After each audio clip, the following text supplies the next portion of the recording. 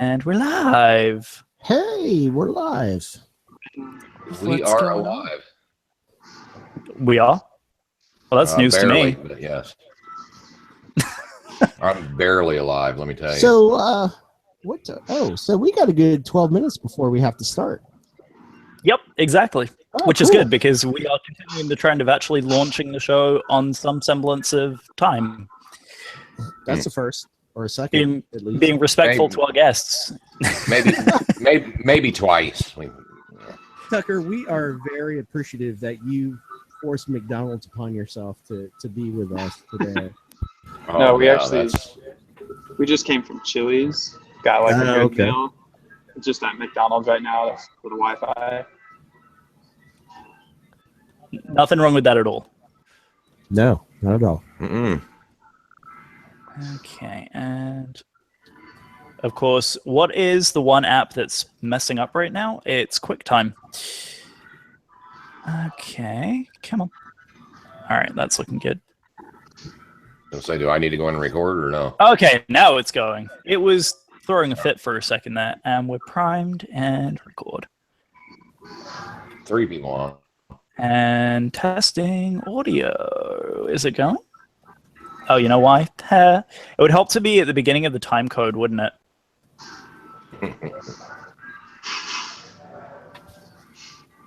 Oh, you know what? Son of a biscuit. Why did it do that? You're out of practice, that's why. Yeah, that's exactly right. You see, you go away for a while, and then everything goes to hell. It does. It's all your fault, Joel. Well, we knew that already. That's not a surprise to anyone. We'll blame you anyway. Gee, thanks. Yeah. This is totally normal, by the way, Tucker. I apologize for the banter between these two. Yeah, No, it's cool. we abuse each other quite often. Joel blames us, but it's really all him. Yeah. See, the other reason that they're blaming me is that I had been absent from probably about 60% of the shows thus far this year. One of the reasons being being socially more busy this year than last year. So they like to bring that out whenever they can.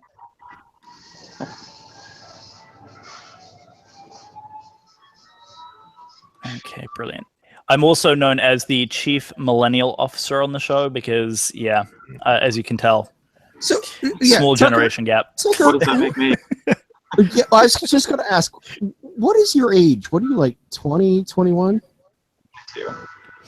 22? Okay. 22? Yeah. Yep.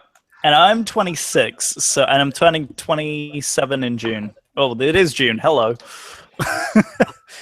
He's got like a paramotor and does these wonderful videos, so he's really cool. Unlike you, Joel. Yeah, no. I mean, everyone knows I'm nerdy as hell, but that's no surprise to anyone. The coolest thing I have going for me is that I fly these things, all right? Everything else is a wash. You got a nice dog. Yeah. Bruno's pretty cool. Bruno's pretty fantastic. Usually we keep him crate trained. I was going to say, you want to know something about Joel and Bruno? Joel puts Bruno in doggy jail. Jail. Yeah. No, we crate train him. Okay, there's a difference. No. And we just came back from a trip in DC and New York. So I said, okay, this show, he's been excellent all day. He's been really groggy and sleepy. I'm just gonna leave him to it. So he's doing really this. Cool, I know. Yeah. Now he knows you're talking about. And now he knows like, we're talking about him. Well, if you guys hear snoring during the podcast, it's not me this time. It's my dog Sam, who's laying somewhere down here. Oops, ouch! I don't see him, but I hear him snoring. Actually, I don't hear the snoring necessarily picking up, Pat, but I wouldn't be surprised if you do fall asleep. Yeah. No. Okay. I've never fallen asleep during the podcast. I've only blacked out. He is a liar. We were doing this show, and it's kind of funny that we bring this up because it was also regarding the FAA. Right, so which you have had your issues with lately. This is right as the whole model aviation FAA debacle came about. and we wanted to go and do a live show An adult people. rated It was an show. adult only show. We kept it off of our regular channels. It was only exclusively for people who were kind of in the know. And Pat fell asleep on us I passed out. and started snoring. It was the bourbon. It was hilarious. I gotta see that.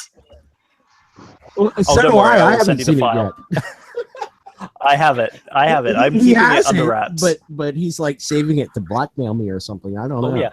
Oh yeah. Well, we got to wait till you get some money first. Good luck with that, buddy. That's pretty great. That's pretty great. All right. Well, while we are in a little bit of a lull, I'm going to take a moment to run off for a second. I will be right back. Oh, Lord, he's leaving Right us. enough. I'm just getting some more water, kids. Chill. No, I'm talking about coming back. So Tucker, you had your issue with the FAA. We'll talk about this when the podcast gets going, but I enjoyed your video about the FAA. It was really you handled it very well. You were very diplomatic in terms of the guy who reported you, and very positive about the way the FAA handled the thing, and that was really cool. Yeah, I got some like mixed reviews. Like primarily, people said like that's awesome.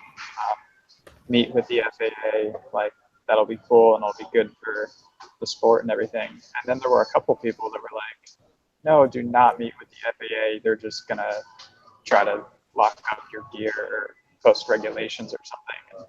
And I don't know. I don't really think that's how it would go. Yeah. No. You were absolutely, dude. I would be so nervous in that situation, but in the end, you were confident you had done what was right, and you had done nothing wrong, and the FAA echoed that, and it was all good. So Yeah, exactly. That's the way the outcome should be. Yep. Yeah, yep. I think I'd be nervous like anytime I get a call from the FAA, though. Honestly. Oh my God, yes. Are you kidding me? It's like getting a call from the IRS. Well, maybe not quite that bad. Well, yeah, it's right up there, though. Yeah, absolutely.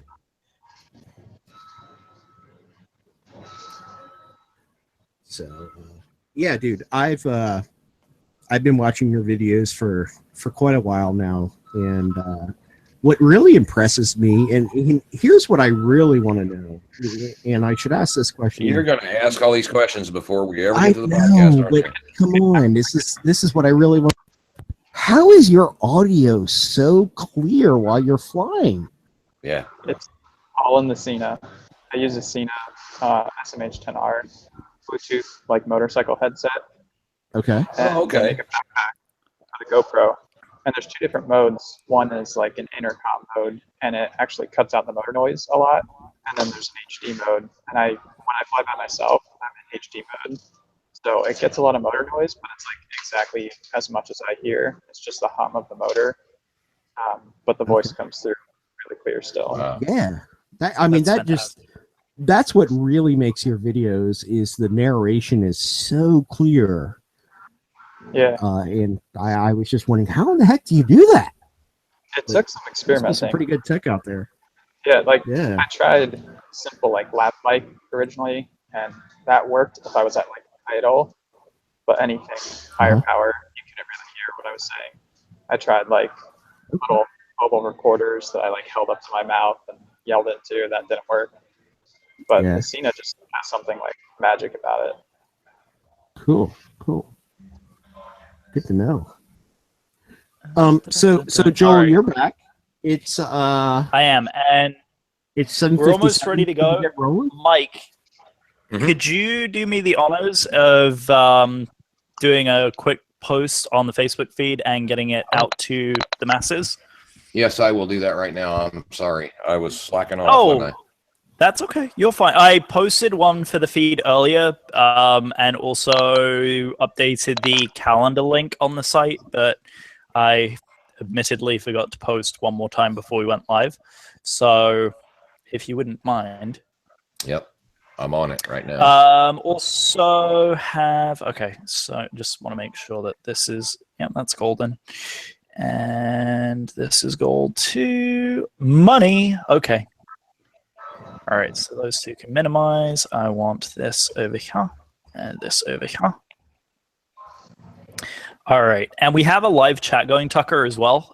So we will probably get some questions from our audience as well related to your talents. So we will ask those as they come through. Sure. I'm about to post that link you sent. Eddie, what's good?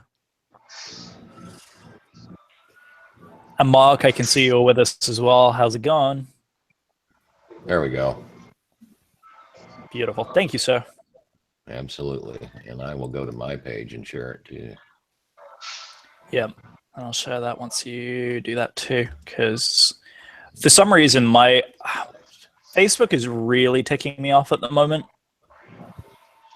Well, they keep changing it. Fantastic. Well, it's not only that, it's also the way that the algorithm is putting the feed through. It's just, it's annoying. Okay, there we go. Post on my timeline.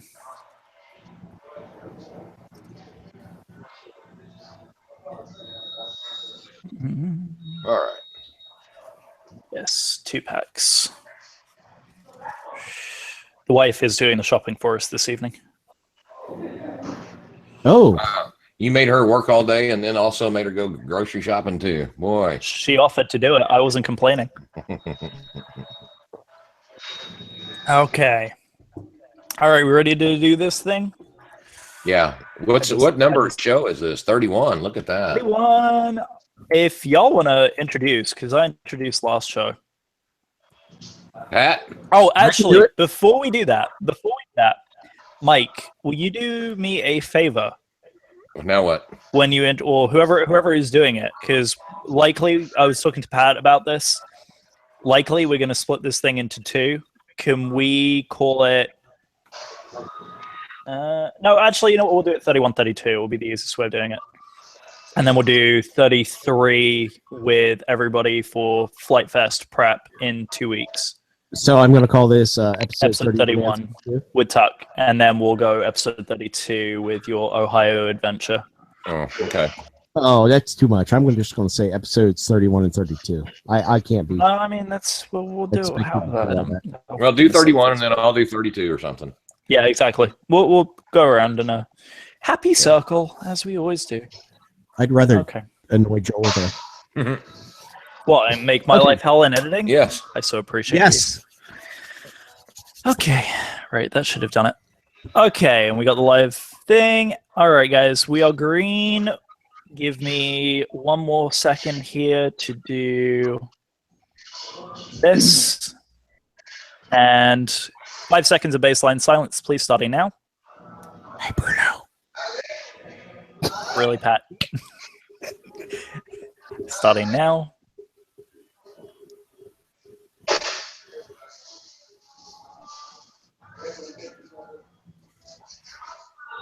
You're good, Pat. Hey, everybody, more than and 5. welcome to. Oh my gosh, you're stepping all over me, Joel. Hey, everybody, and welcome to episode 31 of the Flight Test Community Podcast. Today we have guest host Tucker Gott. If you are not aware of Tucker Gott, you should be. He is a member of the Aviator PPG, and he has an amazing YouTube channel that everybody should go and binge watch because it really is. It's fantastic.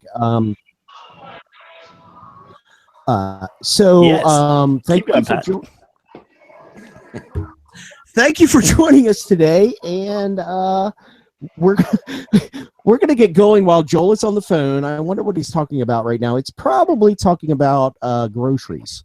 Yeah, I'm because sure his wife is at the grocery store right now.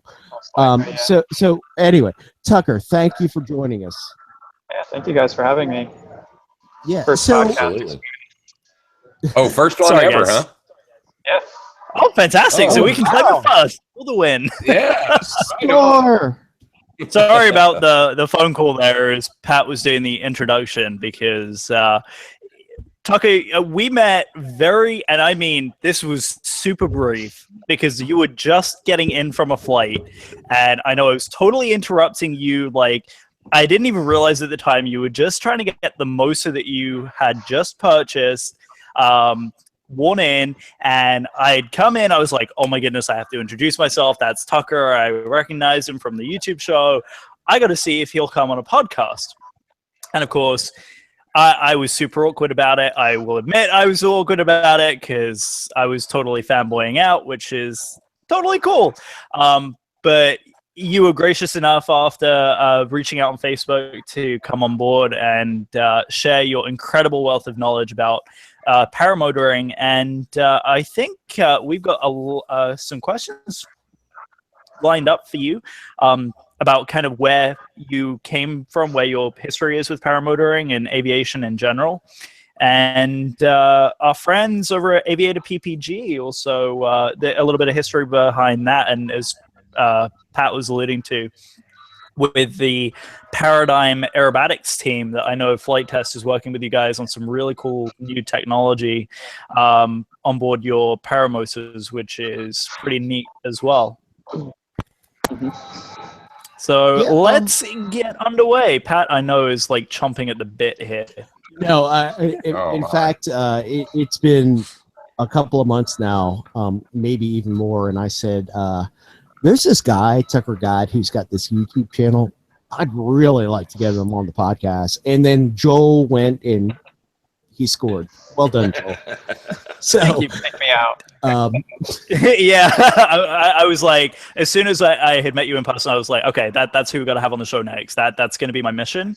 And it's kind of coincidental in timing as well, because we didn't know at the time, but Paradigm is going to be coming up to Flight Fest in July, and you guys are going to be hanging out with Josh and the gang, and also doing some demonstration stuff for people who may not necessarily know about paramotoring. I guess that was kind of our intention with the show too, is to kind of give people who haven't had any kind of introduction to paramotoring a little bit of an insight of what it's like to be paramotoring and being a pilot of a paramotor, and also how approachable it is versus something like full-scale aviation.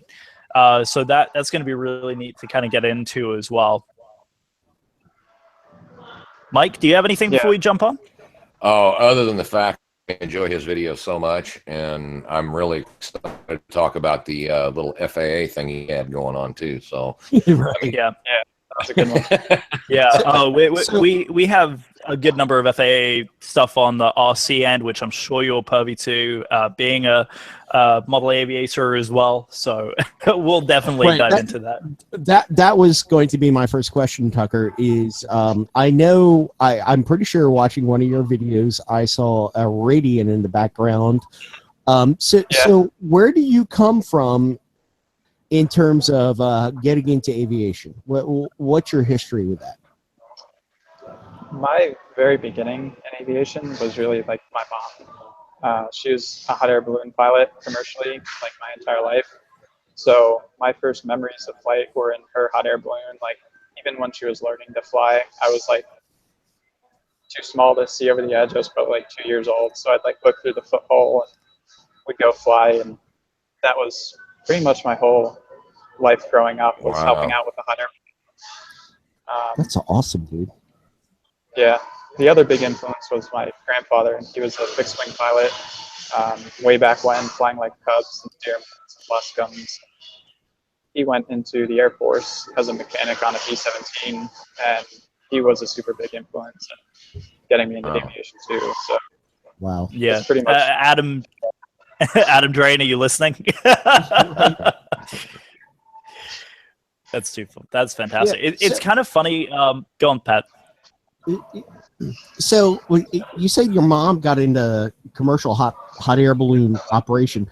Did she have any background in aviation prior to that? She didn't actually. Just through her father, who was my grandfather. Okay. So she just decided one day, I'm gonna be a hot air balloon pilot. Yeah, so basically the way that went, the area I live in, they say is the second most popular for hot air ballooning.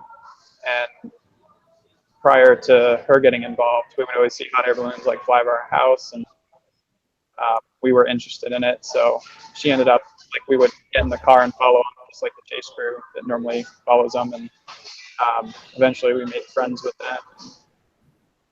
One thing led to another. We started helping out. And eventually they invited her to fly in the balloon, and she got a ride. And then after that, she was hooked and wanted to do it commercially herself. So that's how she got into it. Has she ever Has she ever flown a paramotor?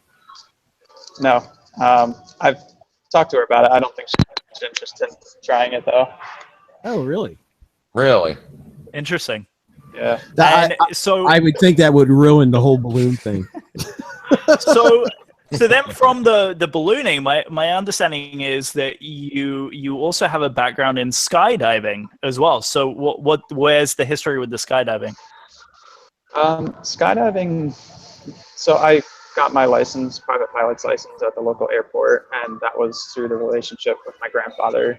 He learned to fly at the same airport when he was younger. So I got my license there. I was always a part of that airport kind of growing up. And skydiving operation moved in there, and their second year of operating, they hired me to drive the golf cart, get people checked in with waivers, and like put on harnesses. So the first year I worked doing that. The next year after that was like my senior year of high school, and I started packing parachutes for them. Fantastic. So Wow. I did 4 years of that, and eventually got into skydiving once I was old enough. Wow. So here's what I love about that. So you can still be one of those airport brat kids who just hangs around, and you can build into, we've all heard stories of people who said, as a kid, I watched airplanes and I traded that for flight lessons. And, it's absolutely fantastic that you had an airport where you could do that at, because that's like the quintessential kid's dream coming true right there. Mm-hmm. And this is what I like so much about your channel, because you are like one of those young guys who is living a dream that so many of us have, and it's so encouraging to see that taking place. Yeah, like you said, like the whole airport thing, like I was back pulling weeds and scrubbing floors at the airport when I was a kid, and I had the dream of like flying a paramotor way back in middle school, and finally like everything has come true. I am flying paramotors like all the time, and I'm able to inspire people just in the way that I was inspired by YouTube videos. So that's awesome. Right. And you are inspiring, because your videos really inspire me, or more like antagonize me, because I so want a paramotor now. Behave, Pat. And kind of going off of that. So your skydiving, packing the backpacks and all that for skydiving, did that kind of directly lead to the next progression of deciding to go into paramotoring, or was there a push other than your per se dream? Not too much. I mean, the first 3 years, I think, of working at the skydiving place, I didn't actually skydive. First, I was too young to even go on a tandem, and I actually got into paramotoring before I did my first AFF, like on my own skydive. So it was always a dream to fly paramotors, and it just kind of happened while I was working at the skydiving place. That's fantastic. So then that kind of leads on to your introduction to Aviator PPG, because that's where you had learned originally. Your paramotor training was from Aviator PPG. How did you hear about it? At the time, it was the summer right after I graduated high school, and I was just kind of sitting around and thinking there's not much to do. This paramotor thing I've really wanted to do for a while.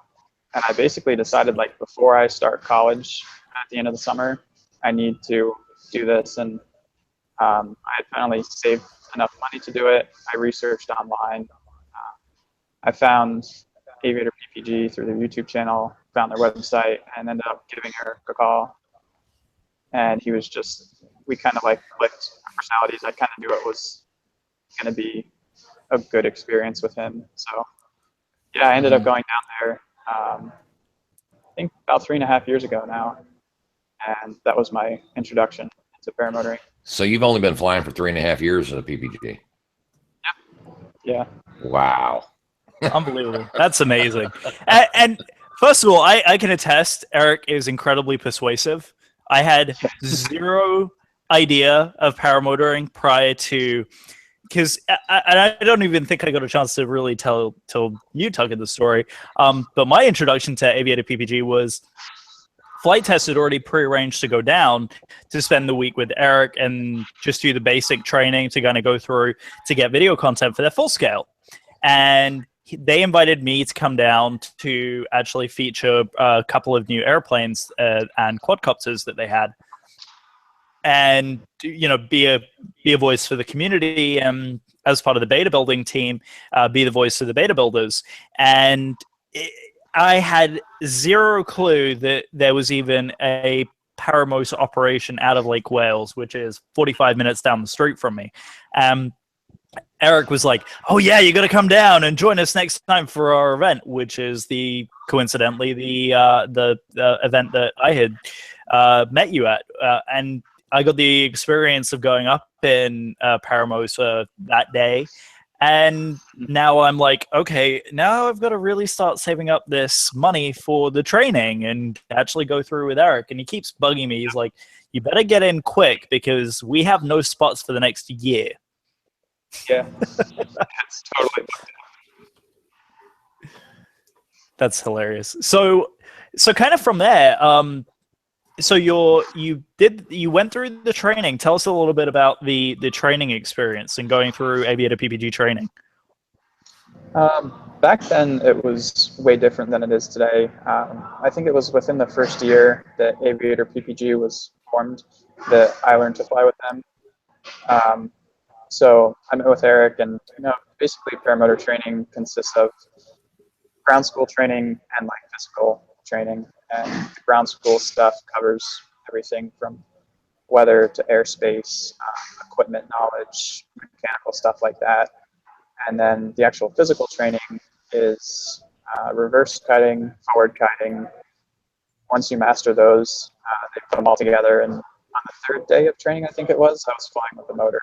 And that was like the best experience ever.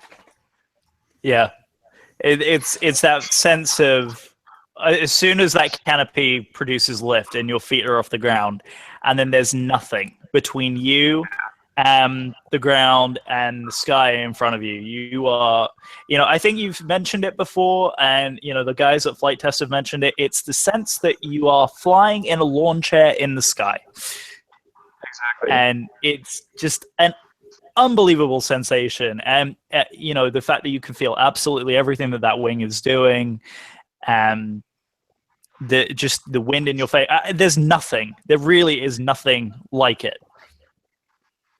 Yeah, I had at the time about like 80 hours of flying experience in Cessna 152.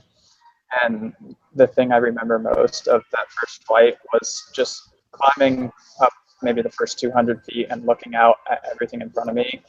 And there's literally nothing but like your legs in front of you. And it's just like this openness and freedom that you don't really get anywhere else. Well, that's one of the things that I find so mesmerizing about your videos is just like the last one where you were talking about the FAA, where you were down right on those plowed fields, man. I'm just watching that and I'm just totally like hypnotized by it. That looks like the ultimate experience in flight to me. It's incredible, and you capture that so well. Yeah. Yeah, that is absolutely like the best. My favorite thing is if it's dead calm and literally there's like no turbulence to feel, you're just like skating around on the air. You can fly 2 inches off the ground, hop over a tree row, you can go up to 2,000 feet and then see everything far around you, drop back down, do whatever you want. Now, here's a question. That's unbelievable. How many days do you get where you can fly a considerable number of hours versus just like when the winds are calm, early morning and late evening or early evening? I mean, that's something that I think a lot of people don't really realize is how temperamental paramotor flying is to the weather. Like you can get away with flying midday sometimes, given like the right wing and the right skill set, but it's really not that fun because when the air gets turbulent, you start to lose the feel for the glider and you lose a little bit of control. So when like perfect conditions are when it's literally dead calm, the air is just glassy smooth, and that normally happens sunrise or sunset. Okay. Summertime, back at home, I might get 3 to 4 days a week that I can either do a morning or an afternoon flight, but it like really pays off when you get that sunrise or sunset flight. Yeah, you can't fly like midday like a Cessna can and not really care, but when you get that sunrise or sunset flight when it's just glassy air, it's just the best. Yeah. And that's when the video is spectacular too. Yeah. That magic lighting. And The kind golden of hour. going off of that, we do have a question from one of our viewers, and for the 20 or so that we have viewing right now, thank you guys for joining us. The question is from Christoph, says, in Belgium, it is forbidden to fly over cities. What is the U.S. regulation? Yeah. And 2 a.m. in the morning, he's watching it from Belgium. Thanks, Christoph. What a legend. Thanks. So, what is the regulations that you are flying to?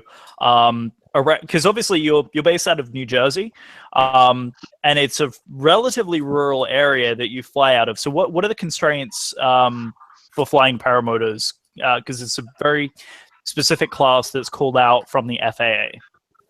Right. So we're regulated under FAR 103, which is basically a really light aircraft.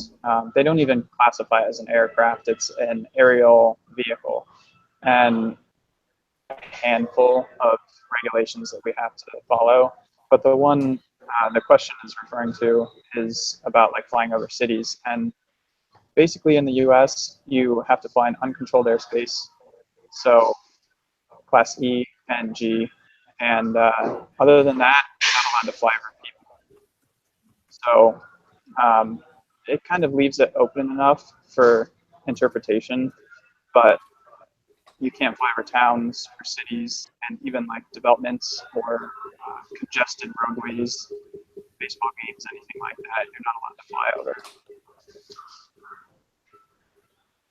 Right. So it's pretty much, common sense stuff. Are you limited to a certain altitude? No, that's the great thing.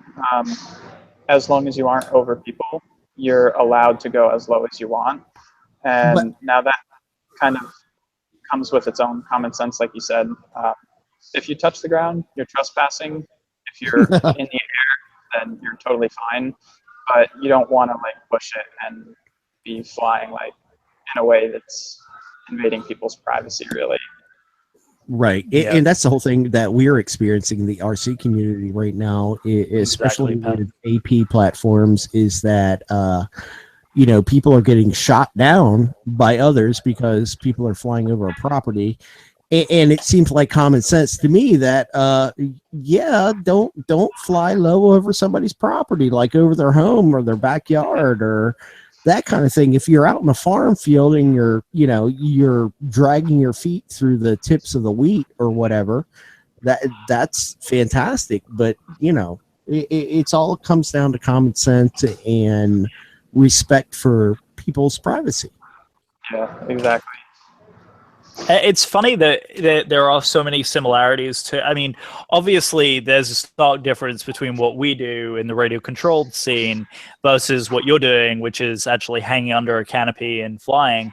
But in terms of the privacy laws, I think a lot of similarities do pop up, which is we'll get into more of the FAA-related stuff a little bit later on in the discussion, but it's so interesting that the classification of the different airspaces is a lot of what we're going through as well from a radio controlled perspective. And it's interesting to hear the kind of hands-off approach that the FAA has to light aircraft versus radio control. And that's something that we discussed at length during another one of our podcasts with the Air Bears, which is an organization for search and rescue specifically by radio control vehicles. Yeah, it So seems like it's very different. yeah, like you said, there's some similarities, and it seems like you guys in the RC community have hit this point where it's gotten way more popular with drones and things like that, where the FAA has just like updated the regulations, and we're still kind of in the position where the regulations are pretty limited for what we're doing. And moving forward, everyone kind of knows eventually they're going to update it and change the regulations a little bit. And it's kind of at that time period where we want to be at like maximum responsible flying and making sure that we're part of like representing the community well, so that these regulations come in a way that kind of favors us. Yeah. So I actually have a question about that as well. So do you think that the RC community is bringing to light the things that you guys are doing now? I don't know. I think it's kind of a model almost of like how the FAA has handled the regulations, that maybe they might do a similar thing in the paramotor community as they've done with the RC community. But yeah, I think the way it's expanding right now, there is a lot more light shining on us, because the community, I think, is growing more right now than it ever has. Yeah. Mm-hmm. Well, with so much of the social media, YouTube, you know, what you're doing and all that, I can see how, you know, it can start growing like that because there's more access to people seeing what's happening. Because I've seen it a few times, you know, previous to, well, your videos, and then of course with Aviator PPG doing what they're doing with Flight Test. But I've seen a huge, you know, expansion of a lot of things because of the social media, which I think is fantastic for the hobby. But at the same time, it brings a lot of light that you don't necessarily want shining on you. So they do kind of leave you alone. You know what I mean? Yeah, right. It's a careful balance. And I think the good thing, or one of the good things that's going to come from expansion, is like at the current pace, there's not a huge market and not a huge industry in the paramotor world that things like new engine technologies or new wing technologies, there's not a whole lot going on to fund like further research and like making new advancements. But I think that when that economy opens up more and more people are doing it, that maybe we'll see manufacturers like coming out with newer engines that are lighter, more powerful. Yeah. Like that. Mm-hmm. And we're definitely seeing that in terms of the radio controlled industry right now, especially with the racing quads. And the interesting thing is how the speed of development racing quads, we always joke about it in the radio control community, because a year in regular time is 5 years in drone racing time. And the speed of progression is just explosive because of the number of people in the community. As you mentioned, the community for paramotoring at the moment is still pretty small. And if you're seeing that growth, then it's going to only encourage more companies to kind of get in there and launch product and develop product that is designed specifically for you guys. So I'm definitely curious to see where that's moving forward on that, and kind of transitioning beautifully. What is the equipment that you're currently running for your paramotor setup?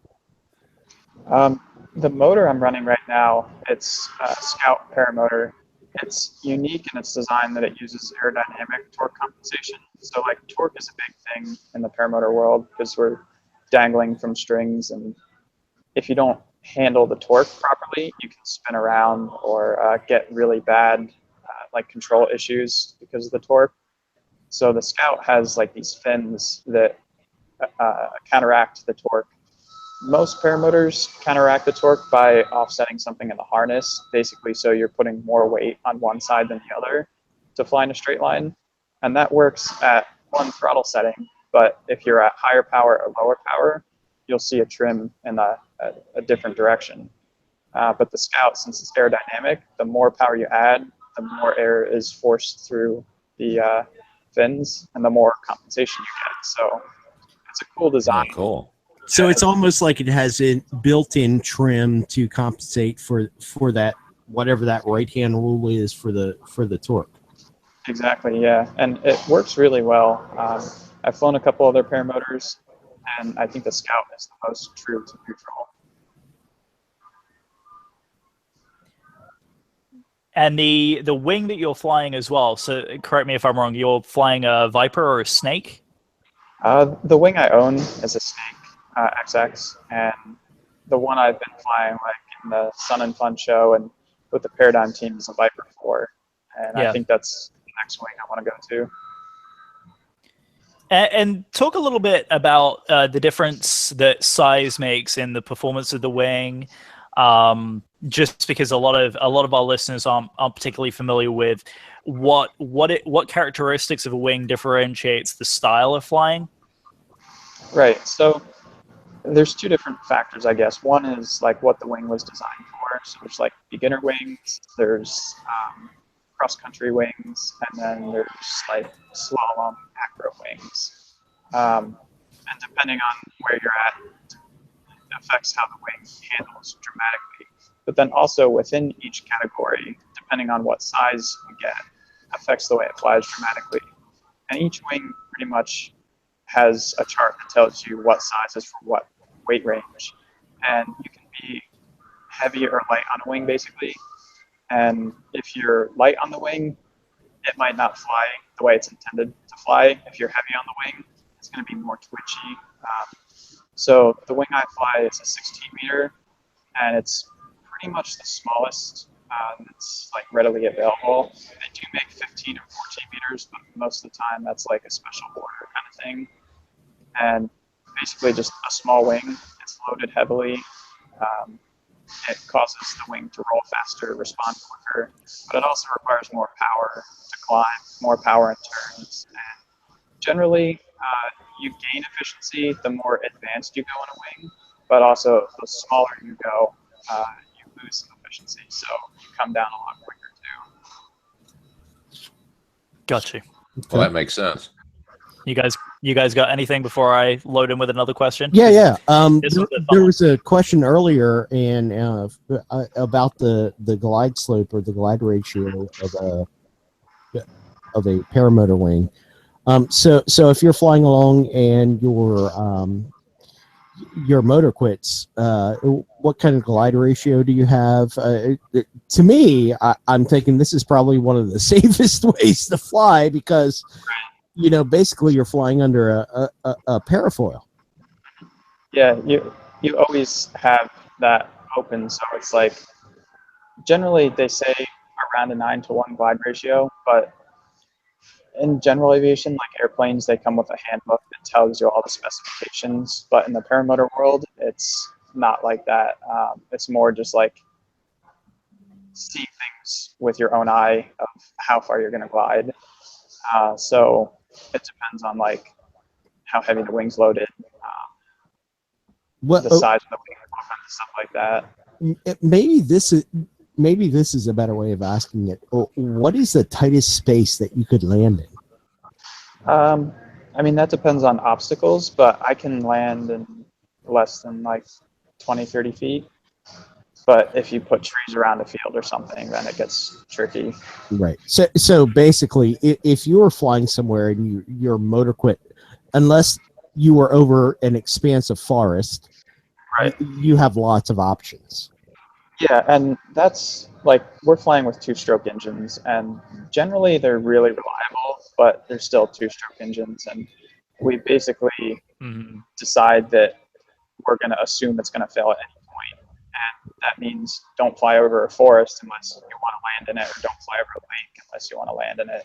Right. So, And you were making a point of talking about that in it was either your most recent or next most recent video where you were coming up on the tree line and you were saying, uh, don't hit the throttle at the last moment because you either want to have enough to make it over the tree line or to be able to bank out and turn and land.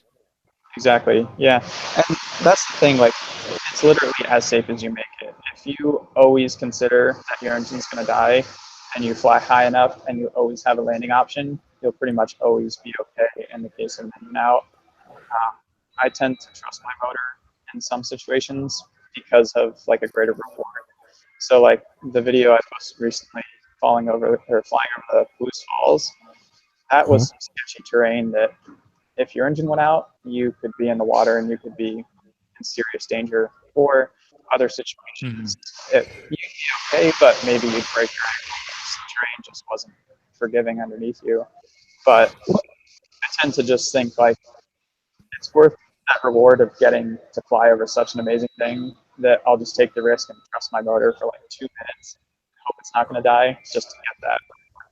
Well, that's another interesting question. Because I've seen your videos where you're flying off the coast in Florida, and so what would happen if you went down in the ocean? How could you get out of that quickly enough to survive? Or if you couldn't, is that enough to drag you down? Yeah, that's the thing. Water landings apparently kill the most people in this sport, and they have flotation, but without flotation, it's really dangerous to fly over water. If you go in, normally you have about 5 buckles to undo, and your paramotor will probably float for a little bit, but then it's going to start sinking. And you also have the glider in the water with all the lines that can easily wrap you up and just make it impossible to get out. So they have these flotation devices that generally they have like a CO2 cartridge and a little sensor. So if you go into the water, they'll inflate and keep you above the surface so that you can unflip and get out safely. But yeah, flying over water is a huge risk unless you have flotation. Right. Or unless you're comfortable enough with your altitude and close enough to the beach that you could make it to land. Right, exactly. Right. Which in any of the videos I've seen you fly in, it seemed like you were close enough to the beach that had you needed to, you would have been able to make it.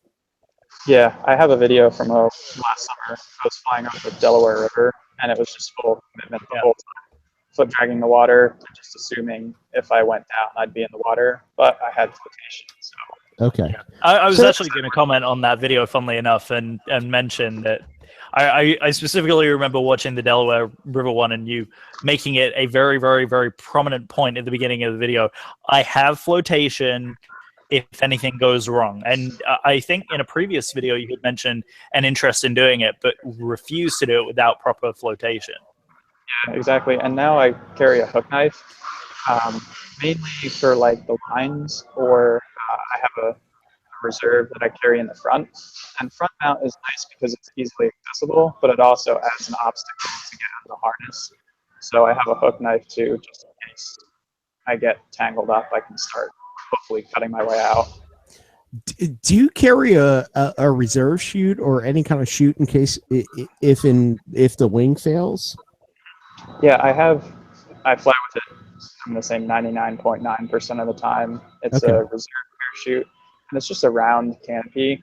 It's pretty like primitive the way you use it. It's not like a skydiving system where you pull one handle followed by the other, you eject the canopy, and the reserve basically is guaranteed to come out.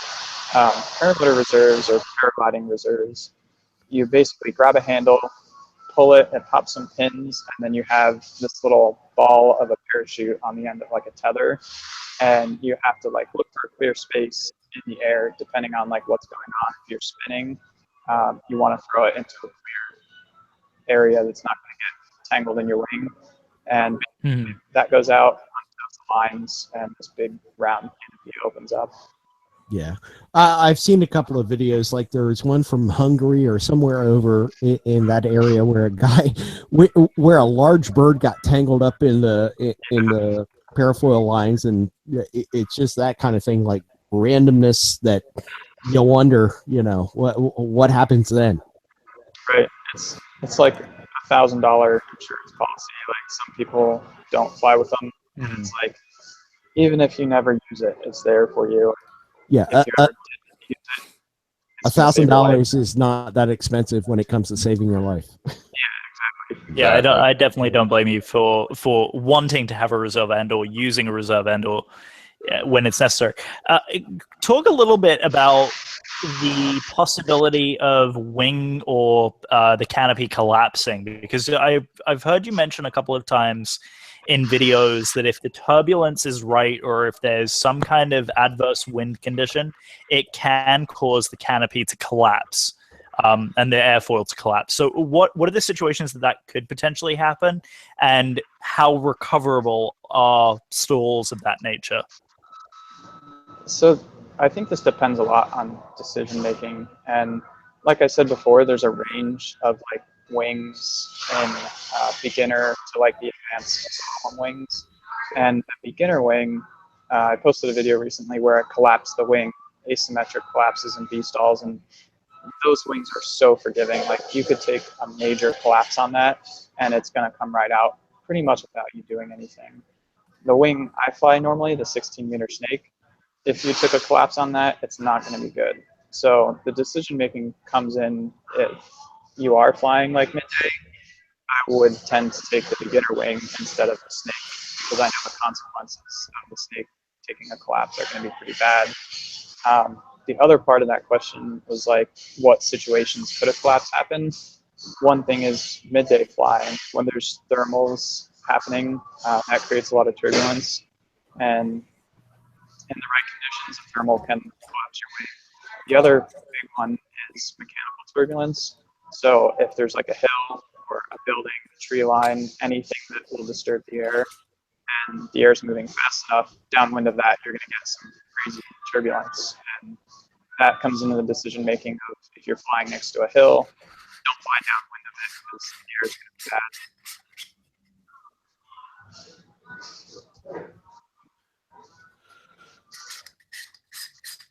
That would be scary. Yeah. Sorry, that was the call for I'm going to need help getting stuff up here. So I'm going to let Mike take over the questions here in just a second. But no, I remember specifically because that's the wing that Jacqueline now has, the beginner wing that you were doing the stall tests on. I remember specifically you had mentioned there's some kind of construction inside the what you call those the air intakes, where the air comes into the foil and produces the airfoil. There's a structure in place to keep those panels open to take in the air as it's flying. And I remember you mentioning when you had done the stall and after the wing completely recovered, it was almost instantaneous, and it was all because of the way that the wing was structured like that. Yeah, the entire wing in itself is designed for stability and safety. So I was even surprised like how easily it recovered. Like I've never done that type of collapse on a wing before, and it was like not even a big deal. Wow. So, all right, gents, I'm going to take a 3-minute break Yep. to assist the wife with the groceries. I'm giving Pat and Mike full control. Do not break anything while I'm gone. I'm going to push lots of buttons. so Tucker, have you ever had to use that reserve chute? Luckily, I haven't. I know a couple guys that have, but yeah, I practice the motion of throwing it every so often, but I haven't had to throw one yet. Okay. I couldn't imagine what that would be like to have to do that. I bet that would just be scary as anything. Yeah, I'm sure. I've watched a lot of videos of people throwing them, and I can't imagine too. It's one of those things where things probably happen really quick, but in your brain it's in slow motion, Right. Yeah, it's where you think to yourself, I have to do this sequence to make it happen, and I don't know. Hopefully, you practice enough that you can do that without really having to think step by step. I guess is the key. Exactly. In skydiving, I've had a few like minor malfunctions, nothing like crazy, but one of the situations is like 8-line twist, and that takes a little while to get out of. And in that moment, you just become completely focused on like, this is the problem, this is what I need to do to fix it, and this is the amount of time I have to fix it, or I'm initiating my reserve sequence. So it becomes like tunnel vision. You're locked in on that situation when it's happening. Right. Yeah. And all you can do is go through that sequence, and hopefully you're proficient enough that you get through that sequence in the adequate amount of time. Exactly. So Chip Hunter has a question. Is there any way to safely deploy it in training? I mean, can you really train for that, or is it? I mean, it as far as at least trying it once or doing it once. I mean, There's two things that come to mind with that. One, they have SIV clinics, which is basically you get towed up behind a boat without a motor, just a harness and a wing, and they basically walk you through different collapses and things of that nature with the instructor on the radio, and they do like tons of preparation beforehand. But you never intentionally throw the reserve, but sometimes in those classes you do initiate a scenario that you can't recover from, so they throw the reserve, and they do it over water so that you're safe and the boat just picks you up. But the other one is actually interesting. They have some setups. Sometimes they do these reserve packing clinics because paramotor reserves aren't really like regulated like skydiving reserves are for repack. So they'll teach you how to repack your reserve, and they make this giant zip line, and you hook in on your paragliding harness with the reserve. You go down the zip line and you throw it at speed, and it actually inflates and like slows you down. So that's pretty cool. Okay, interesting. Oh, I bet that'd be kind of fun. Yeah. I'd like to try that. Now that would be fun. Now there were questions earlier about and forgive me if while I was out taking my break, I had to go pee. Sorry. Yeah.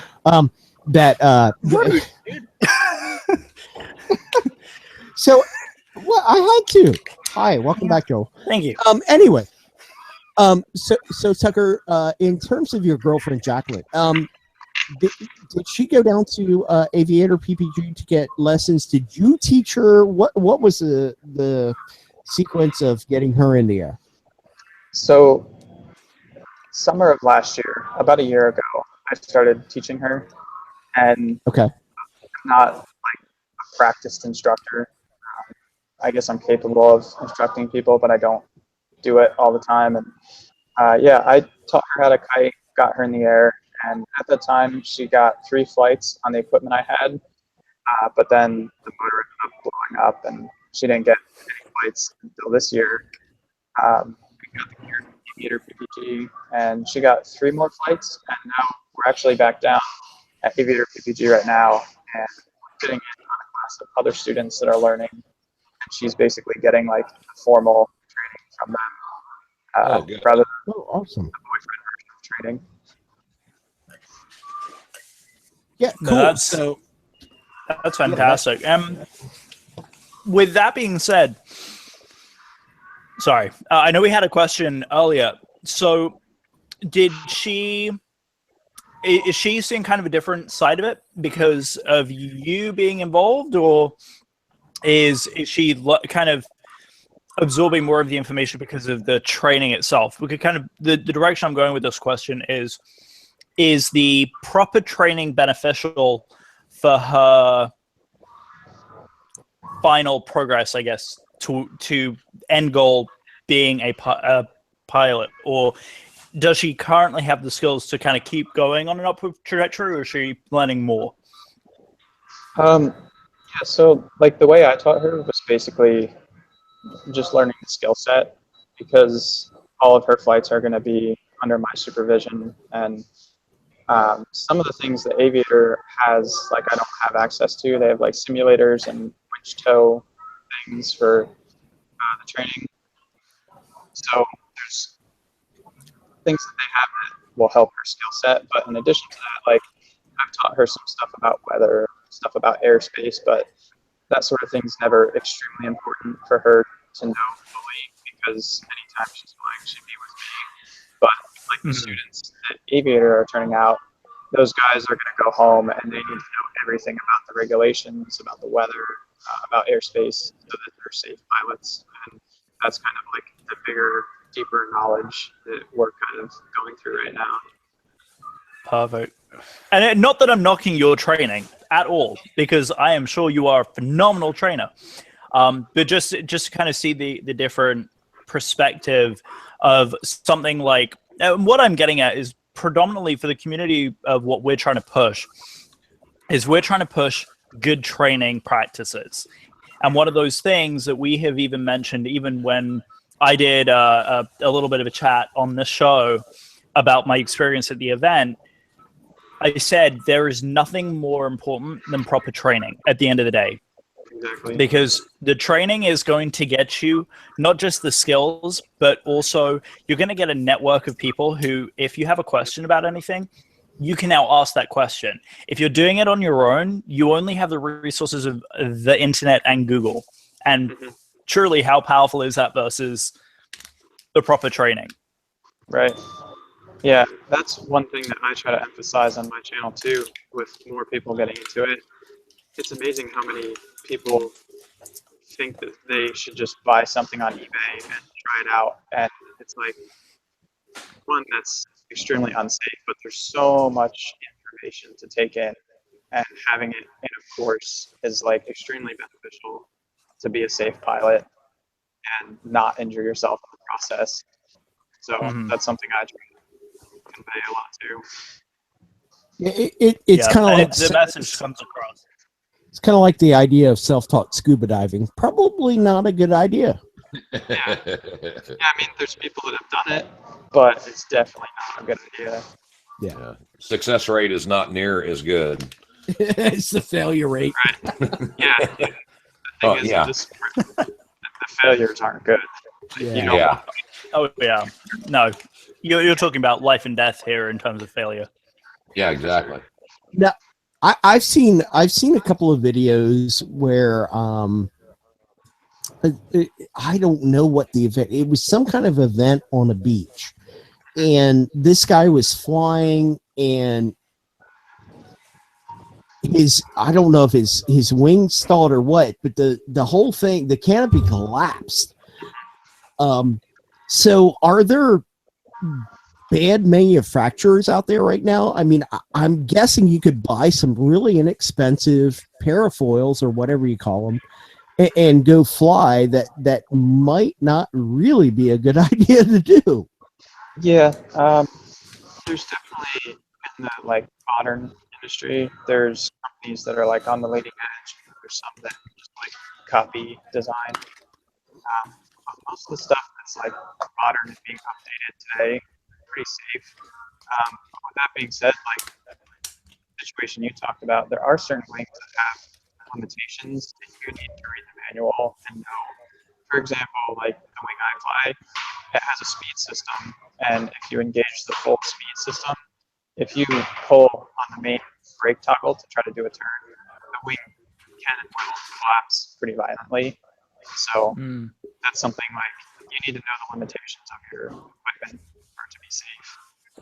And that's your speed bar, is that correct? Yeah, it's the reflex technology, basically. It's something that it shifts all of your load onto the A's and B's, the first two lines, while the rest of the wing basically is unloaded. So in full speed, full reflex, that line set is unloaded, and if you tug on it, when it's unloaded like that, that's when a collapse can happen. Oh, wow. Well, That's incredible. That brings up a question that I have. Can you explain the terminology for the different lines? You've got your brakes, you've got your trims, you've got letters that designate certain lines that are going up to the canopy. Can you explain that some? Sure. So generally, most wings are like a 4-line setup, and what that means is there's A's, B's, C's, and D's. And basically, the A's are on the front, the leading edge, and then it goes back to the trailing edge. And then you have your brake lines. So the brake lines connect all the way at the trailing edge. You got one on each side. And in flight, it's super simple, super easy. You pull the right one, you make a right turn. Pull the left one, you go left. And for a landing is when you would generally pull both. And you pull both, it's called a flare, and it just slows you down for a landing. Now for the trim system, there's basically 2 ways to increase your speed, because our speed is pretty much the same unless we alter our airfoil. Increasing power doesn't increase speed, it just makes us climb or descend. Gotcha. So to increase speed, you have the trim system and you have the speed bar system. Basically, the trim system is on the back edge of your risers, and the riser is the piece that connects to your paramotor, and it splits from like 1 connection point into 4 for your A's, B's, C's, and D's. The trim system is on the back of that, and it basically lets up the trailing edge of the wing, and it decreases the angle of attack, so you go faster. And generally, the speed bar system is on the front edge, and it pulls the front edge down to decrease your angle of attack, so you go faster some more. And trims, generally, trims are like a set it and forget it. You let them out, and they stay stationary in one position until you touch them again. The speed bar is more meant to be used actively, so it's operated by pushing this bar with your feet, extending your legs, and that can be like pushed to go fast real quick, and then you can let it up to slow down. So it's more of like an active type thing. I know Eric is very fond of his speed bar, especially for the slalom type things that he likes doing. That's kind of great. So I noticed in one of your videos you were testing a speed bar system. Is that right? Yeah. So I generally don't fly with speed bar, and that video you're talking about, I was kind of testing the efficiency. There's 2 ways you can really use speed bar. Like, you can put it out, lock your legs, and just go really fast in a straight line at an altitude, like cruising or cross country, or you can use it in a slalom type thing. So really in the US, slalom isn't that popular. It's like a big thing in Europe, and basically they set up these pylons and they race around the pylons as fast as they can. And the purpose of the speed bar and that application is on the straightaways, you push it out and you go as fast as you can. And then when you want to go around the pylon, you kind of simultaneously initiate a turn and drop the speed bar, and it slows you down into a turn. You carve around the pylon, and then you stomp on it again, and you go fast again in a straight line. So that I haven't really gotten into much, and honestly, it doesn't interest me too much. But for that one flight, I was kind of testing the efficiency, because at a certain trim range, you have like the best fuel burn over time, and you have like the best fuel burn over distance. And basically, full speed and full speed, or full trim and full speed bar is like your least efficient, but you're going the fastest. So that was what I was playing with. Interesting. Yeah, absolutely. A guy named Marco is asking if you've ever been in contact with Paul Anthem. He's a PPG for Morons. I've never talked to him, but yeah, I've watched a lot of his videos, and a lot of his videos are pretty old. Like when I was back in middle school, I was watching those. Okay. Oh, that's too funny. Interesting. So, and this is going again back to the equipment real quick, but you are shooting off of 2 GoPros whenever you're flying as well. One is, I'm assuming, on your helmet, and the other is on your foot? Yeah, sometimes I put it on my foot. Sometimes I put it on like a selfie stick, GoPro cam thing. But yeah, the foot mount is easy. Have you ever dropped your phone? Because that worries me in your videos. Yeah, it's funny. Actually, we were talking about that today at Aviator. A lot of people have commented recently, like, you need to tether your phone, you're going to drop it. And I've never dropped it. I know people who have dropped their phones. But I talked to a guy today that actually tethered his phone, and he dropped it twice. But what happened was it swung back and went in his propeller, and it actually made it. Oh, Yeah. I'd rather it just fall away. I could see that. yeah. That would be me though. I would drop my phone every time I got in the air. That, Yeah, and you pull it out and the wind hits it, and it kind of wants to throw it out of your hand. Oh boy. So on the note of dropping things, we talked about this a little bit before we officially began the podcast, but you were reported by someone to the FAA, and the FAA found that you did nothing wrong. Your video where you dropped water balloons on a vacant park that you often fly from that was covered in snow. I'm guessing that was back in March because that's when we got the big snow up here. Yeah, I think that was it. Yeah. It killed my redbud tree. I'm really unhappy about that. But anyway, so. And in terms of unhappy, your food colored water balloons didn't really do that much. But somebody reported you about not being allowed to drop from a PVG, but they didn't include the exception that said as long as it didn't endanger people, it's fine. Which it didn't because it was. There was no one there. It was a snow-covered park. Can you talk a little bit? That battery. Yeah, sorry. You're doing something and it's making your audio all staticky, man. Okay, I'll stop. Sorry. Can you talk about your experience with the FAA and that whole thing, please? Yeah, so the way I explained in the video was that I first heard of it through an email because the person went out of their way to take these reports. I guess they copied and pasted off of the form that you fill out to the FAA, and they sent it to the township that they thought I was flying from, but it was actually a neighboring township. And I happen to have a friend that works there, and he got in contact with me saying that someone was complaining.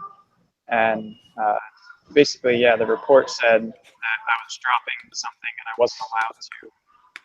And they even went as far as they put the timestamps in the video. One of them I dropped and I was like, oh, that one's going really far because it had I was going downwind instead of into the wind.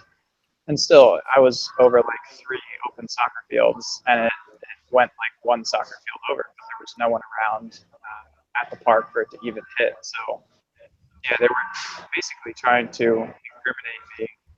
And the other one, they had the water balloon one and the night flight. And they said I wasn't allowed to fly at night, but you are allowed to fly 30 minutes after sunset or 30 minutes before sunrise, as long as you have a strobe. And the whole premise of that video was that I got a strobe from a subscriber sent it to me. And I was testing it out, flying after sunset with my strobe legally. And that one I even showed my cell phone at the end, showing that it was less than 30 minutes after sunset and I was on the ground. And yeah, I got that email and it kind of made me pretty nervous, even though I knew that I had followed DFA orders. And I tried to be proactive. I gave the FAA a call. Didn't get through to anyone. They called me, left a message, and eventually I got in contact with the guy, and I was pretty nervous talking to the FAA, but immediately, he said, I just want to tell you, before we start the testing, you're totally fine. We looked at everything, and they sent the videos to the higher up people, whoever that is, from the local FSDO, and they said there's nothing wrong with what I did. I'm within the FARs, all the instances that were reported. So, yeah, overall, it was I think a positive experience because I got a contact with someone at the FSDO, and we mentioned it earlier. He actually wants to come out and take a look at my gear, see me fly, and kind of learn about paramotors and what FAR 103 is all about. And I've even heard of drone racing guys doing the same thing. Yeah, exactly. And I got some comments that were yeah, that's a great idea. You should do that. Be a representative, make it positive. Yeah. Then other people that were don't do that. The FAA just wants to hurt you. They're going to take your gear or something. And I tend to think that that's not really the case. Like, I think they're pretty sincere about it, and they just want to help out. And this is kind of a new area, like we said, that is progressing, and it's relationships like that where I can help them help the community. Well, exactly. I think you'll be a great ambassador to do that too. You know, 100%. And on top of that, Mike, not just being an excellent ambassador, but to your point, Tucker, I think you're doing the due diligence in every one of your videos, pointing out the key areas where you are being safe and practicing safely within the confines of the FAR 103, which you are by definition flying by. The gentleman you were mentioning, who is currently under investigation by the FAA and has had 2 FAA reports, is a gentleman by the name of Steele Davis, who everyone knows as Mr. Steele. And he, pro pilot, he is Part 106, which is the new registration requirement and the part that you need to monetize any drone operations. And by definition, in all of his videos, he is following all parts of that. Where it gets interesting, and this is where a lot of people are getting hung up in the community, and kind of bringing it back to the RC for a second, is there are 2 distinct organizations that are at play, and I'm not sure if there's something similar within paramotoring, and I'm sure you'll bring this up as we go through this. But you have the FAA, which is the governing body of the airspace of the United States, and then you also have, in model aviation, an organization called the AMA, which I'm sure you're familiar with, which is the Academy of Model Aeronautics. And the AMA has a specific set of guidelines for being a member and getting the insurance necessary in order to fly radio-controlled aircraft.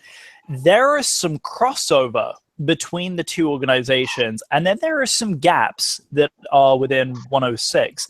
A lot of people are thinking, by looking at Steele's stuff, that he is following both. And in actual reality, he is only following the Part 106. So he is doing things like flying around buildings. 107. He is, sorry, 107. Sorry, you're right. So he's following the Part 107. He's flying around buildings. He's not flying over people. He's being safe about his operation, checking the aircraft and all of that. But he's not following the AMA, which says, do not fly within X feet of a building if you want to be covered, et cetera, et cetera. So is there an organization for paramotoring or light aircraft that you can be a member of that either provides insurance or, information, a network, a club, or something like that? Yeah, it's called the USPPA, Powered Parabody Association, and it's kind of similar. I think it basically has like a structure of a syllabus and a rating system that pilots can get. And as far as I know, where it comes into play is at like fly-ins. Certain fly-ins require this USPPA rating in order to fly there for like insurance purposes. As far as I know, it doesn't go much farther than that, but it's kind of along the lines of, if they're going to create more regulations of like a rating system and a syllabus, it's basically already there, the USPPA. Okay, well, that's really cool that exists. And do you find that the public is overall viewing what you do as negative, or do you not get enough feedback from the public to know that? Because the reason I ask that is that I feel that the public does not view the RC hobby today as being a positive thing due to the media frenzy that they've whipped up this whole hysteria about quote unquote drones. Mm-hmm. I think in the paramotor world, in my experience, it's been like almost 100% positive. I think like nationwide, there's a couple like bad eggs that have done certain things that got on like larger news organizations that were really bad for the community, and like you said, makes the general public think that we're bad people. But in my experience, flying from like the local airport and interacting with pilots, which normally you wouldn't think is a good match, like a paramotor without a radio flying around the airport, and also flying around at the local park where sometimes there's soccer games, there's people walking on trails and stuff like that. Right. Almost 100%, I've had good positive experiences where people, they'll even follow me in, like they'll be driving on a road somewhere and they'll follow me to land and they'll just want to talk about how cool it is and how they can get involved. And people take that. Kind of like what I did. Oh, that's fantastic. A negative experience. Sometimes farmers have an issue with you flying over their fields, and I think where the line crosses is sometimes farmers think that they own the air and you're trespassing, or that you have to be above 500 feet, which is a law for like general aviation, private airplanes. But for us, there is no altitude restriction, so we can legally fly 1 foot above a farmer's field, and they sometimes have misinterpretation about that. But the danger comes in if they have livestock. Under FAR 103, you're not allowed to fly in a way that endangers persons or property. So the cattle is their property.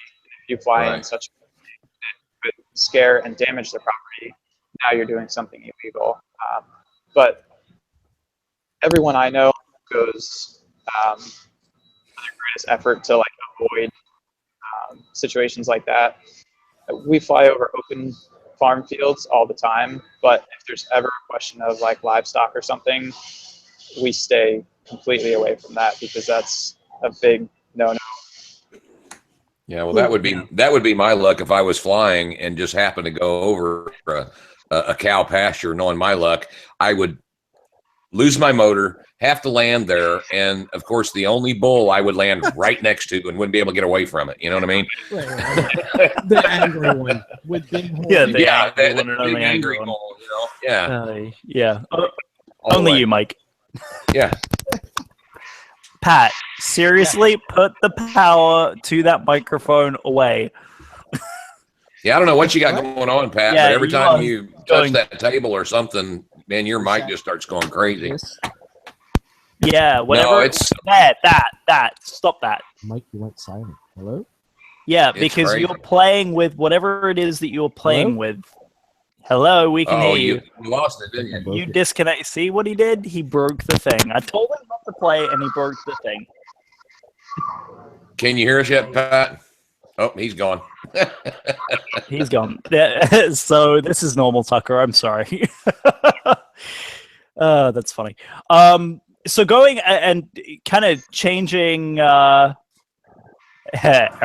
And Eric, by the way, Tucker, Eric just posted on my wall, thanks for the invite. And I actually had invited him to see if he wanted to come on, but he always says that the connection over Aviator PPG is terrible.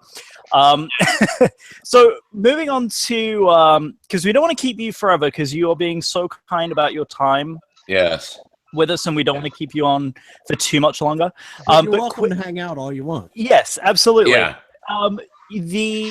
Let's go into the Paradigm team and kind of where that kind of came from and where the roots came from of Paradigm and how you got involved with the Paradigm team. So the whole idea of a Paramotor Air Show Act was kind of in Eric's heart, and it was a dream of his to do.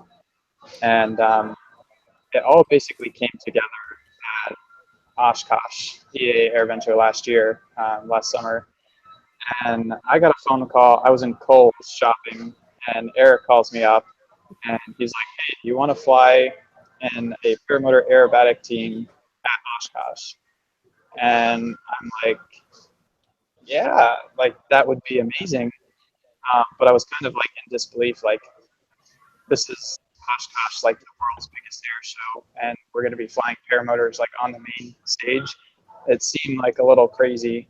But as time went on, they had gotten FAA approval, and we basically formed the team that summer. Got together a bunch of guys all the way from Spain and France and some in the US. We all came together and met for the first time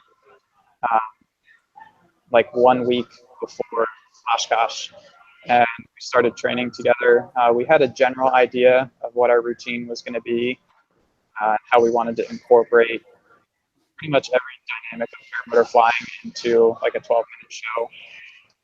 And it was like the most incredible experience as far as paramotor flying goes. We all like clicked, which was amazing. Like all these 6 guys that have never met each other before, we got together and we were all on like the same brainwave of flying and paramotors and just this passion to represent our sport. And everything started to come together. We practiced a whole lot, did our routine over and over and over again, got it really dialed in. And then Oshkosh came along, and we were like the new dogs on the block. Everyone was just kind of looking at us like, who are these guys with their paramotors? Everyone kind of assumes that paramotors are these slow, doggy aircraft, and they're like, what are these guys going to do in the air show? And eventually our night came for the first demonstration. It went like, amazing. There were so many nerves leading up to the moment of launching in front of a crowd of hundreds of thousands of people. And just the anticipation coming up to the moment was like some of the most nervous moments I've had. But as soon as we had that count, like 5 minutes to go, we got closer and closer to go time, and it was just like focusing in on what we have to do. As soon as I got off the ground, it was just like, I've done this before. We practiced this so many times, just flying, and it was just amazing. Climbing up over Oshkosh, seeing all the people and camera flashes and everything. It was insane. The whole routine went off perfectly. I remember I came into the landing and we got approval to land within like 10 feet of the crowd line. We had to shut our motors off before we crossed a certain line. So I killed my engine, and after that it's completely silent. And I made my turn to final, came in, swooped in the crowd line, and there was just like this roar from the crowd. It was really like the most amazing experience. But yeah, after that, we did our second show at Sun and Fun, and this is really our first season that we're coming together as a team. Oshkosh was kind of like the proving grounds, proof of concept, and it went amazing. Everyone loved the act, which was awesome to see that we had the support of general aviation folks and the general public. They loved what we were doing, and it was just as exciting as Blue Angels or someone like that. And that was awesome to have that support. So this summer is really our first season together. So I'm super stoked on it.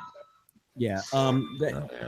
Oshkosh is such a magical environment, and if people haven't been there, you need to go there. It honestly, I was only there once, and it was 1986. I graduated high school in '88, but I have so many memories from that experience.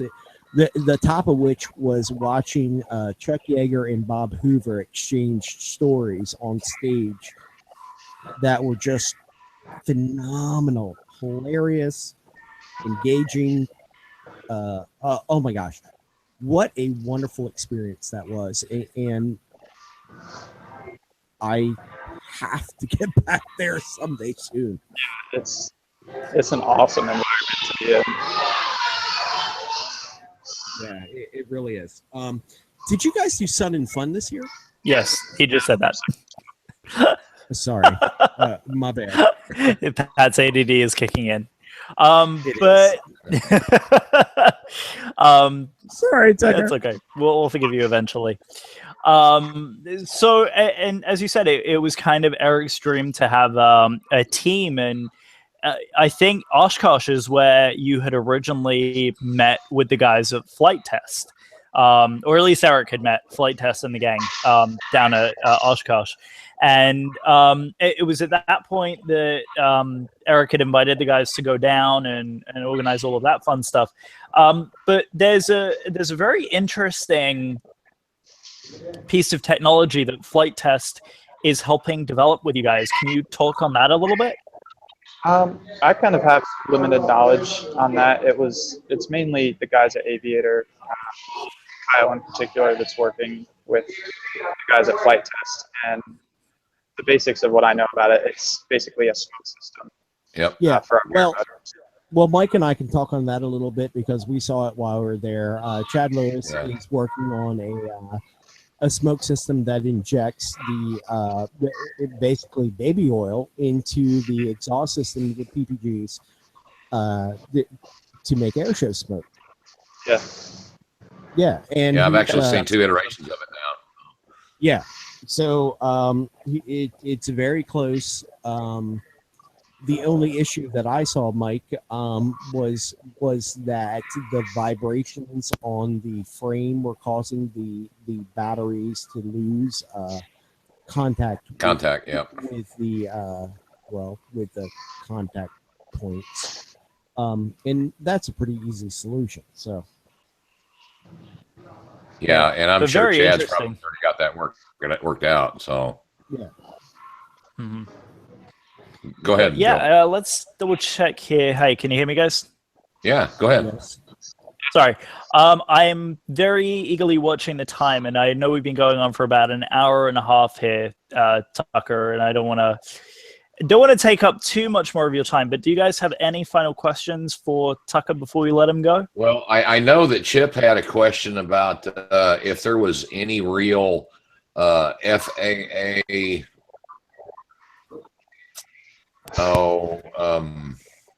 where'd it go? It's up here a little further. He was asking if there was any FAA recognized instructors. I mean, that were like licensed FAA instructors, I guess. Not FAA licensed, but like we mentioned before, there's the USPPA, and they have like a certification program for instructors. And basically, that just gives you credibility.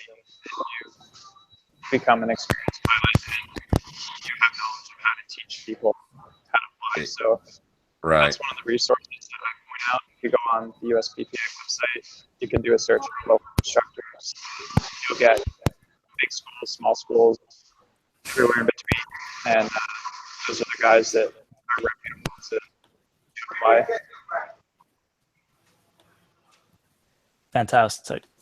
So, bottom line, there's a couple of sponsors that you have. Do you want to give any of your sponsors a little bit of a shout out before we let you go, so you and Jacqueline can have a good night's rest so she can get to class tomorrow morning? Yeah, we got 6 a.m. tomorrow. Oh, yikes.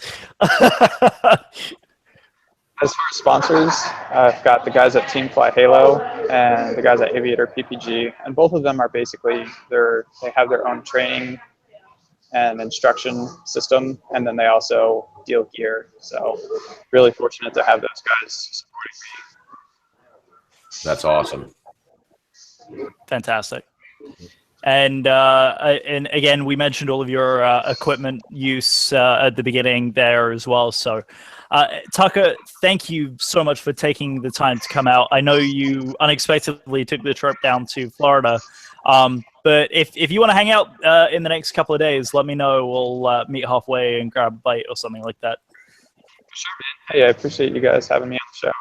Awesome. Oh, we appreciate you coming on. Absolutely. Dude, thank you so much, because I truly am a big fan of yours, and I've been watching your YouTube channel before I even knew about Aviator PPG.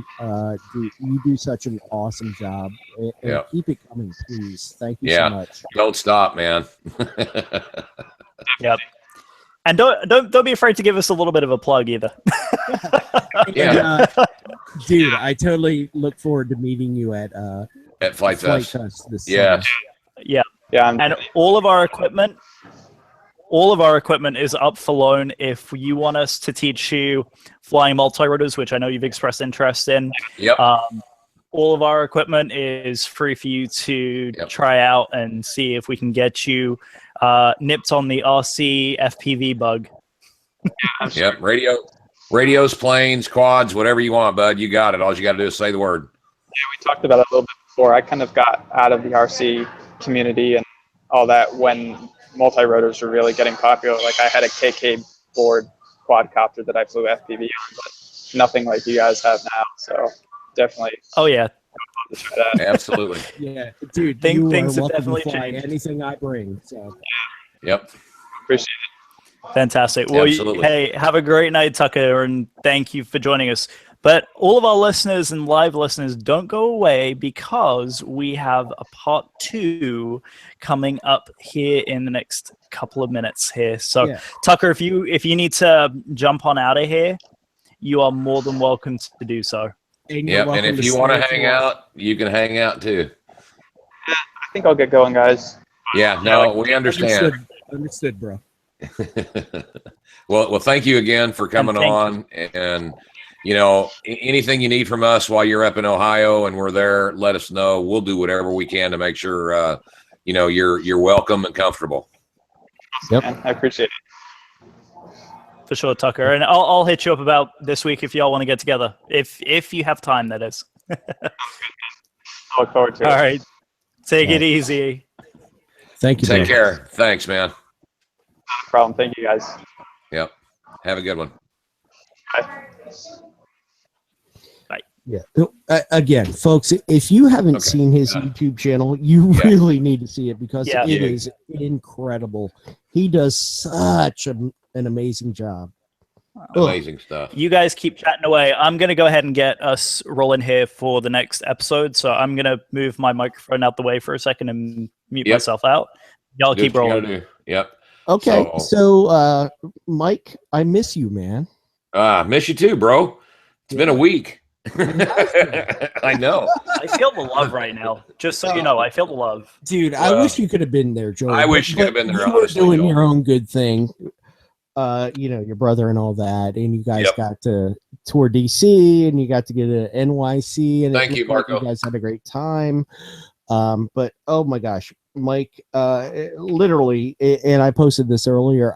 I think it was one of the best weekends of either of our lives. It was that right good. up there. I mean, it was. I don't even know how to describe it. It was such a different experience than Flite Fest by all means. Right. But I don't even know. I don't even know how to say it. It was just, I don't think I was able to hang out with people and just bull around and fly and talk about stuff. And I don't know, man, it was very busy, but it was really relaxing too. It was the ability to have time to spend with people that in the frenzy of Flite Fest that you would still spend time with, but you don't have that attention, that one-on-one interaction that you would otherwise have. Right. And that made it so very special. Oh, it did. It was amazing. And I will say it on here. I want to thank, and by the way, I did get some cards I'm going to be sending out, but I want to thank, first Jim Bixler, Jason Bash, Mike Coolins, Chris Roncaglione, Andre, Josh Bixler, Jen Bixler, great Mike and Noah. Mike and Noah. Well, as far as that goes, Chad Lewis and Ian and Matt Nowakowski. And also Chad Capper's and his wife. Chad Capper was in Salt Lake City, and we were able to go out there to his place anyway. So, that was just incredible. Well, and it was cool to be out there where Flite Test originated. But what was really awesome about it is that is a fantastic flying site Oh my Oh God. my gosh, there is variety there that you never knew about looking at those videos, like flying a sailplane there. Oh, what an experience! I That know. place is so good. There's a really nice slope on the one Yeah. side that the wind was out of the opposite direction when we were there, but out of the east, oh my god, you could slope soar that thing like a beast. It's just Yeah. it's a very nice spot to fly. There's no other way It about was it. unbelievable. Yeah. Yeah, it was unbelievable. Yeah. And it was really funny too, because when we got there, I mean, you pull in the driveway and you parked, and I looked, and I mean, it was exactly the way it looked like on Real Flight 7 Okay. and on every video that they shot out there. I mean, I looked at it, it was like I had been there 20 times, and that was my first time ever being there. And it was just like, Yep. oh man, it's just, amazing that you could drive up to a place like that you've never been to, but you were comfortable because you've been there so many times. Well, that's it. It felt very comfortable, and the wind was a bit of a beast down low. Yeah. And we were getting some really nasty rotor, but you guys are killing me with all this content that you're talking about before we even started recording, dude. Oh, you're not recording? So I'm gonna put you on pause right there because you're going way further in, and we haven't even gotten started yet. I tell you what, We'll stop. I'm gonna go grab a beer. I'll be right back. That means you just gave Pat permission to rant.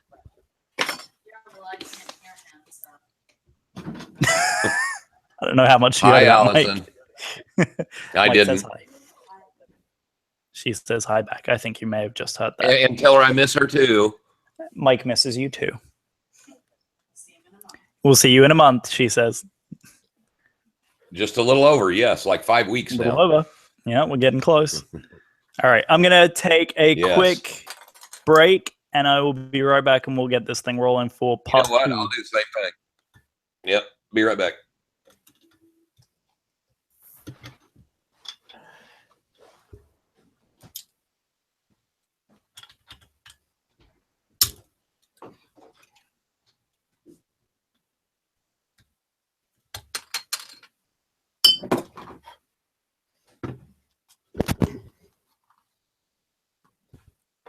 Hello? I'm all alone.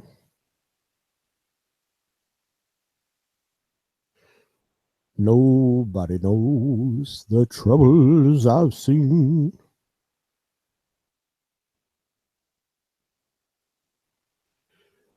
Nobody knows the pain.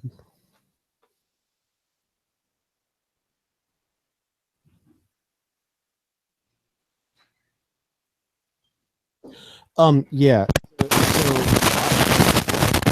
the overview for the players, the channel locks that I have are pretty shot. So I could have done a better job. I realize this, but I have been drinking. Hey, I'm not gonna lie. I got up this morning, came out into the kitchen, and my wife says to me, let's go to lunch at Collusion Tapworks. It's this new brewery in town. It's been open since September. And so we went there, and literally was the best beer we've ever had in our lives. And we're beer snobs. We are very much beer snobs. Unreal. Incredible. Hi, Mike. Hey, Pat. You've got some issues with your plug on your computer, dude. I do? Yeah, it's hissing and carrying on. And is that any better? yes. Okay. Much Sorry about better. that, bro. That's all right, man. It's just been, it's every time you start like touching the table and doing all that, it's, I don't know if you've got a loose plug in that computer or what, but something's up with it. I'm tapping the table. Is that affecting it? Actually, now, no. Maybe you didn't have it plugged in all the way. No, I don't know. So I have to use this microphone on my wife's laptop, which is an older laptop. because it's a it's a 3.5 jack, not a USB thing. So I don't know what's up with that, but I'm glad it's better now. Yeah, it's much better now. It's much clearer too. So cool. Yeah, let's hurry up. Come on, Joel. I want to get this thing going. I got to Where's go he to at? bed. We got a lot to talk about here. Yeah, I know it. I don't know. I guess you saw I was on the RC after hours this morning. Well, I saw you were, but I drugged my butt out of bed at about 10:30, so I didn't get to hear you. I only got to hear the tail end of the whole thing. Yeah, it's about the time I left, I think. Okay. No, you were already off when I logged on, but okay. Oh, so my son graduated, my younger son graduated high school this week, Right. Friday night. And then yesterday we had his grad party. And so we were up pretty late, and, you know, I slept it this morning, but, I caught the tail end of it. I heard you guys were talking about, my abuse of airframes or something. A little bit. We talked about how hard you were on that poor Radian. Well, wait a minute. It wasn't my fault the thing nosed in. No. Dude, you were doing loops and everything else with it. I mean, you're rough on your Radian, dude. Well, but you can do that. Oh, you had fun. I'm good with it. I just thought it was funny. Because, you know, we looked at yours, if you remember, and we really should talk about this until we get it on recording, but you know, you look at yours and then you remember when we were looking at Andre's and his look all pristine and new and all that. Oh my God. You know what? Honestly, I feel very bad about that. I felt like I was responsible for his crash because at first he said he got confused about whose airplane it was. And I was agitating him. I mean, yeah. I was intentionally, I was intentionally following him around because, you know, I thought it was so funny that he was so, the minor collision he had with Mike made him so nervous. Oh, it did. Because I'm used to flying with people that like, at any moment it can degenerate into combat. No lie. And then you go slope soaring, and it's so very common to bump into each other. It's like commonplace. So that doesn't make me nervous whatsoever. And so I was just kind of messing with him and, like, you know, following him around because I knew he was nervous about it, but this freaking thing was pristine. And I knew if we hit, it wouldn't damage anything. So I really felt bad when I learned that he had crashed because I thought he got mixed up with airplanes, like he was watching a different airplane. Although I don't really know how that happens. But is this the Radian story you're telling already? Oh, we're just kind of talking. It's. Oh, okay. You're keeping everybody. Mike, I was going to suggest if you wanted to, real quick, what we can do. No, because we'll end up losing viewers. Do you want to repost on our repost the same link, but just say, hey, we're recording another episode if you guys are interested in coming back and watching. I can do that while I prep the recording here. Pat, will you do me a huge favor? Yes. Whatever it is that you have in your hand or near you, stop playing with it. We got him fixed. I don't think he was plugged in all the way. I don't think you were either, because you were coming out like replugged. Crazy. It's doing pretty well now. So hey, fantastic. Okay. All right, and we're going recording. Oh, goodness sake. In there. So 32. Oh, come on! Why are you not? There it goes. And to Ohio. Okay, so now I get to play the role of the interviewer, don't I?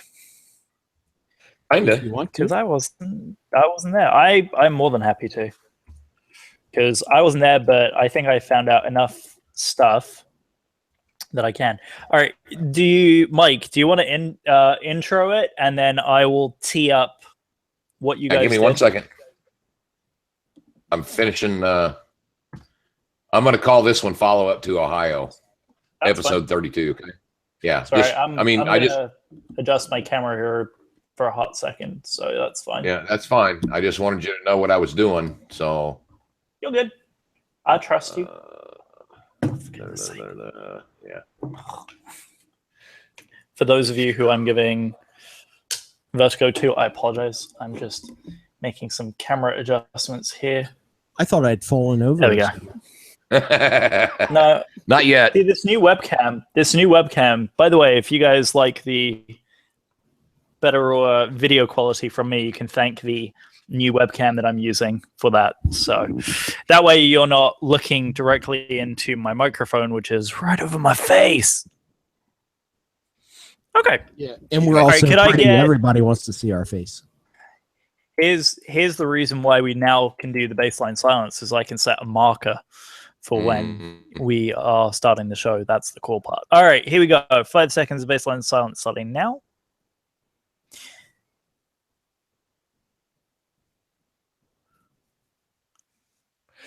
Welcome, everybody, to the Flight Test Community Podcast. This is our second part of the episode. This will be episode 32, follow-up to Ohio. Pat and I got to go out to Ohio Memorial Weekend and hang out with a whole bunch of people, and we're really excited to talk about that. So yeah, you did, and you left me behind. Well, okay. No. In fairness, you didn't leave me behind. No. You know what I realized we forgot to do in the last episode? We forgot to introduce ourselves. So real quick, let's introduce ourselves. Okay. Who are you, Mike? I'm Mike Finley. Just crazy. Well, actually, I'm the grumpy old man. And by the way, there may be some shirts in Pat and I's future that have something to do with grumpy old men. So I'm excited for this. And the other grumpy old man who irritates the heck out of this millennial is Patrick Sean Murphy. How are you doing? That's my goal in life, Joel, to agitate you. Okay, the reason good, bro. that I say that. I'm really good. It's been a fantastic weekend. My son, we just came off. My younger son graduated from high school. Right. Yeah. You've graduated. I had to celebrate too. Yeah, I had an amazing trip to Ohio with another grumpy old man. Okay, shut up. And I am so stoked to talk about that. No, you went to Washington, D.C., and you went to New York City. So and I was going to get to that. It's true. Hey, in fairness, we did, and the reason I say get agitated with Pat, it's not because I actually do get agitated with him, because really he's a great guy, and I don't get agitated with people that often. But no, we just recorded an amazing episode. You probably heard it last week with Tucker Gott. Tucker took about an hour and 20 minutes with us just now. He was at Aviator PPG this week with his girlfriend Jacqueline, who's just getting into paramotoring, and they're observing a class, and she's getting involved in it, which is super exciting. So if you haven't listened to that episode, go ahead and do that now. You're hearing the sultry tones of me, Joel Cannon. I am your other host, and let's get into it, you guys. We're doing another, just the three of us. But before we do, who was it that just said that? Hang on. Where did I just see it? Well, somebody asked us, and I don't see it right now, but they wanted us to include our, there it is, Jim. Wants us to include our contact info in the intro instead of later in the outro. That's a good idea, Jim. Jim, great idea. So I'm going to go ahead and do that now. Of course, I'm like that guy. That guy is smart. Yeah, he's smarter than we are. that Jim guy. And Allison just walked out of the bedroom to look at me as I was saying that, and she must have thought I was going mental. Oh, thanks. No, she already knows you're mental, and that's what she said, isn't it? Yeah, exactly right. That's what's the acknowledgement just then. Go ahead, Mike. Well, anyway, I'm Mike Finley. You can get a hold of me on Facebook as Michael Finley. You can get a hold of me on the forums as The Magic One, and that's TheMajik. And then you can get a hold of me at themagicone@gmail.com, spelt the same way. And I will see if I can type it in here. Yeah, do it. While you're doing that, Pat, go ahead and introduce yourself. Hey, you can find me on Facebook under Patrick Sean Murphy, SHAWN. You can find me on email at murphyps1122@gmail.com. I'm on Instagram. Yes, you are. Yes, I am. Well, let me get back to Instagram. Let me go to the forum. We'll get into Instagram later. I am Earth Sci Teach on the forum. I meant to be Earth Sci Teach on Instagram, but I think it turned out to be Earth Sci Teach. And I don't know my password, so I can't get back into my account. So it's very confusing. But I'm on there somewhere. If you find me, good for you. And you can find me on Facebook at Joel Cannon. I go on everything else as Baby Brit FPV. That's Baby Brit BRIT _FPV. You can find my handle is across all of the socials and flight tests.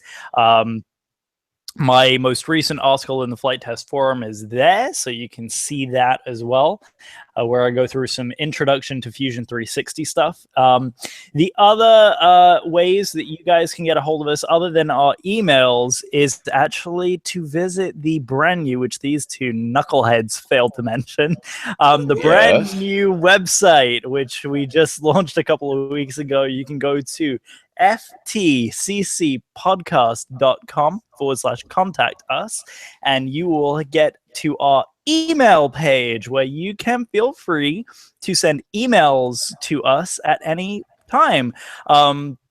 Here's the cool thing is we have online, if you haven't seen it already, on the brand new ftccpodcast.com, shameless plug, you can see our brand new community showcase. So if you guys would like to submit pictures, video, or anything of that nature, we can post it on our community showcase for all to enjoy. So if you haven't done so already, that's www.ftccpodcast.com.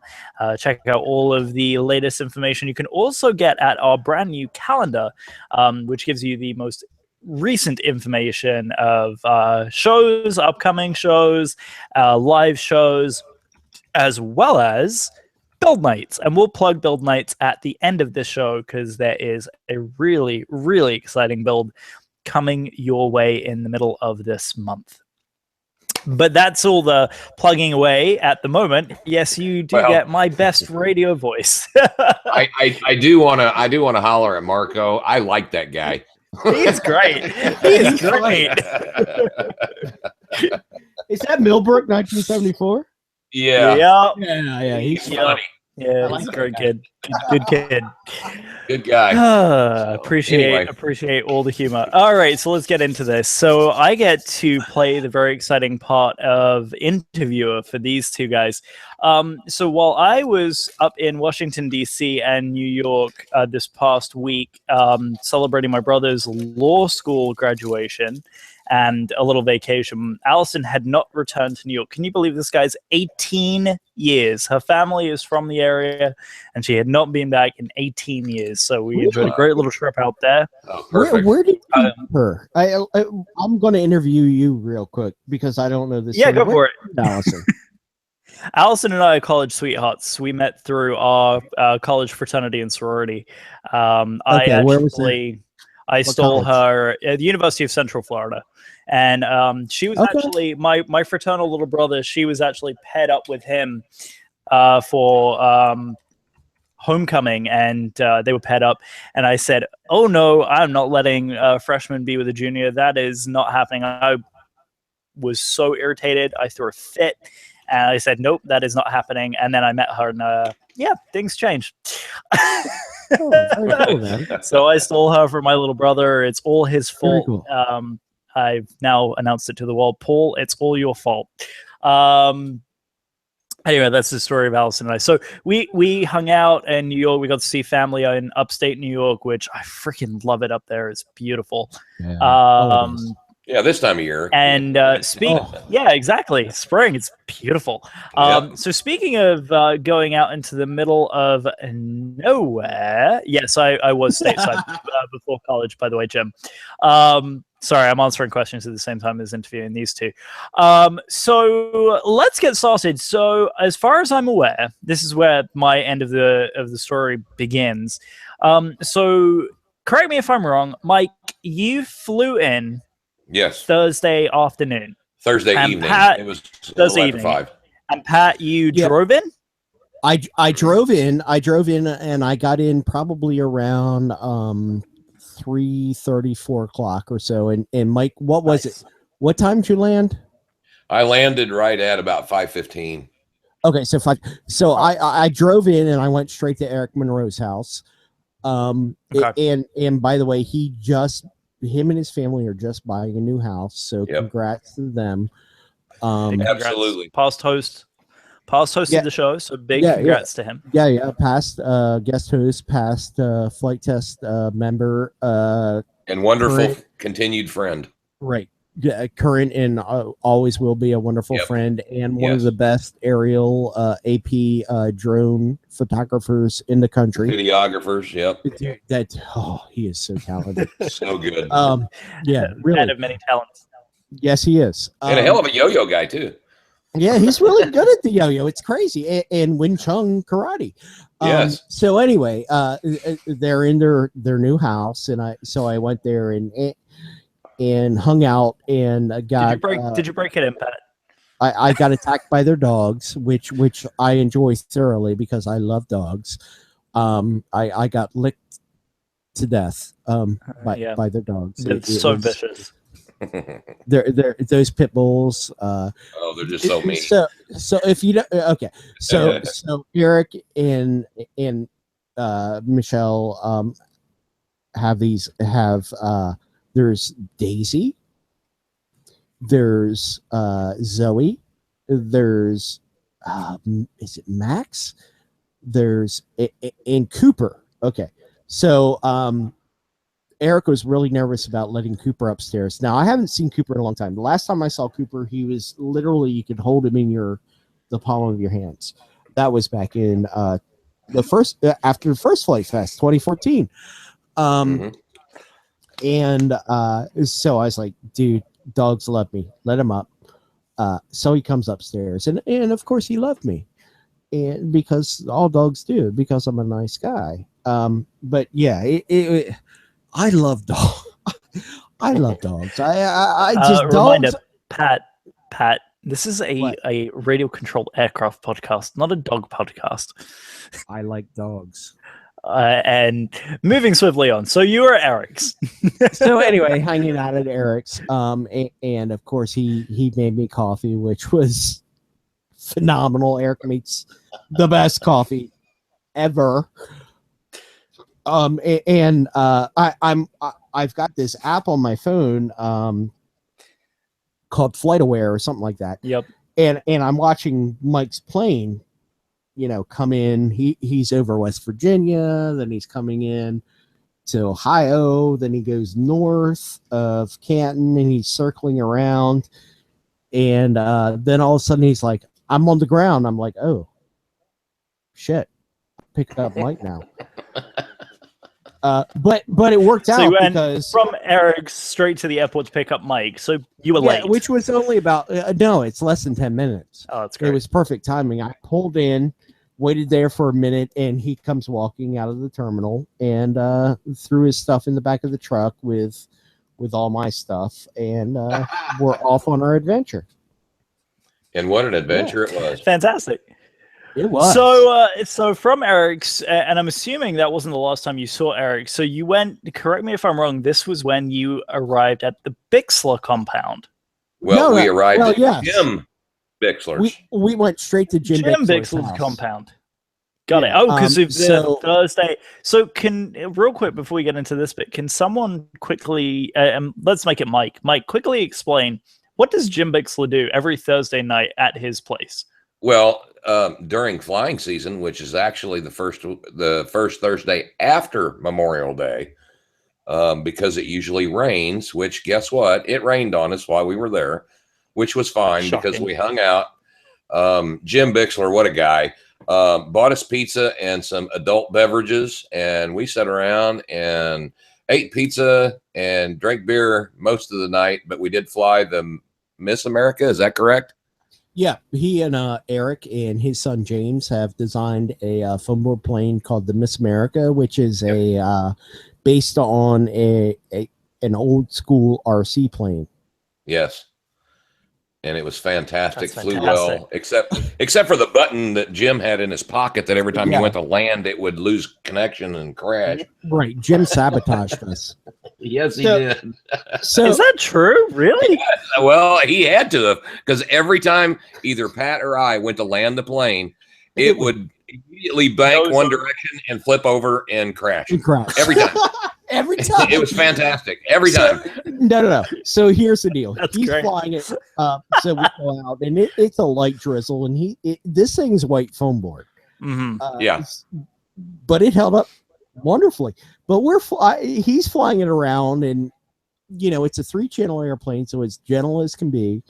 And he says, "Here you go." He hands it over to me, and I'm flying it. In about, I don't know, 15 seconds into me flying it, the thing goes into a left bank in this spiral. And I look at him and I say, "Jim, I have full up elevator and full left rudder." Well, it's in this right-hand bank spiraling down. And he's just like, huh. And it hits the ground. And Jim is the kind of guy that does the walk of shame for you. Yeah. He walked out and got it, picked it up, and he comes back. He says, "Yeah, it's a servo. It was loose." So apparently the servo had popped out, the rudder servo or something had popped out, and he pushed it back in. And no gluing, mind you. No, he just pushed it back in, and he picked it up and was flying it around. It was great. He brought it in, landed it beautifully, and at that point, I think he handed it to you, Mike. Yep. And Mike's goes, flying it around. Yeah, Mike's flying it around beautifully, and take it from here, Mike. Yeah, I'm flying it around. It flies great. It's a little 3-channel, just no, it did have ailerons, didn't it? No, it was 3-channel. No, it was. It is a 3-channel. That's right. And flying it around perfectly, and I line it up on the runway, getting ready to put it down, and 30 feet out, it suddenly does this right hand, just bam, right over on his top. I'm like, "Are you?" And he starts laughing, and he goes, "Yeah, I forgot to tell you, I got this button in my pocket." Are you serious? Of course, he really doesn't, but he's laughing, and he's like, "Oh my god!" He's laughing hysterically at this whole. Yeah. So then I fly it, and it's flying great. And the same thing, I line this thing up. I'm about to land it, and it just flips over upside down and noses right into the ground. For no reason. For no reason. No. Wait, a question for you. Reason. Was it a DSM radio? Yes. Yeah. I don't have know a if it was reason. a DSM. No. I'm going to tell you something right now. I fly nothing but Spectrum. I don't have glitches. I don't have glitches. You can say, I had the DX6i, DSMX. I had it in 2013, 2013. And I got my DX9 2 years ago. Haven't had a glitch. No. Has nothing to do with it. Nothing. Well, just No, maybe. there was something. It was the servo. There was a road. It was a servo. Maybe he had a small controller in his pocket and he was moving it. I don't know. I don't know. He may say no, but He's I kind don't of hungry know. that way. He's kind of hungry that way. I could see him doing it. Dude, I've hung That's out kinda with funny, him a though. little bit. I've talked with Jim outside of things a little bit. That dude is funny. That dude has oh my god, his sense of humor is off the hook. It's really good. And there are things that we won't talk about on here that No, they are because I've been around when Jim comes in. So no, Oh, my we'll goodness. refrain. But Yeah. he. I don't want to say this on a flight test show because I don't want to, offend anyone. But we'll save my comment for a post show. Yeah. But no, in all seriousness, the amazing guys. Jim is incredibly funny. If you haven't listened to that episode, it's episode 6. The episode name is Buzzing the Amish. You have to listen to the show to understand. Yeah. You have to listen to understand. If you listen back, Whoa. Pat, you are freaking killing me. There's something Anyway. going on with stuff, dude. Yeah. I don't know what it is. What- It's fine what's right happening? now. It's fine Oh, it now, sounded like but a you just helicopter had was- this static helicopter thing. I don't know what that was. Yeah, Oh, wow. I thought an Apache was landing in your basement. I wasn't sure what was going on there. I don't think I Don't do touched that. anything. You're banned. You are just banned. Anyway, moving on. So, Well, anyway. Friday. What was going on Friday? What'd you do Friday? Let's see. If Friday. wasn't Friday, we went to flight HQ. test day? Yes, we went Yeah, to HQ. Wasn't Friday flight test day? Yes. Yep, we hung out Yes. at the headquarters. So what happened on Friday? What'd you get to do? What'd you get to see? Because am I missing something? Were you guys on a vlog that hasn't come out? No. No.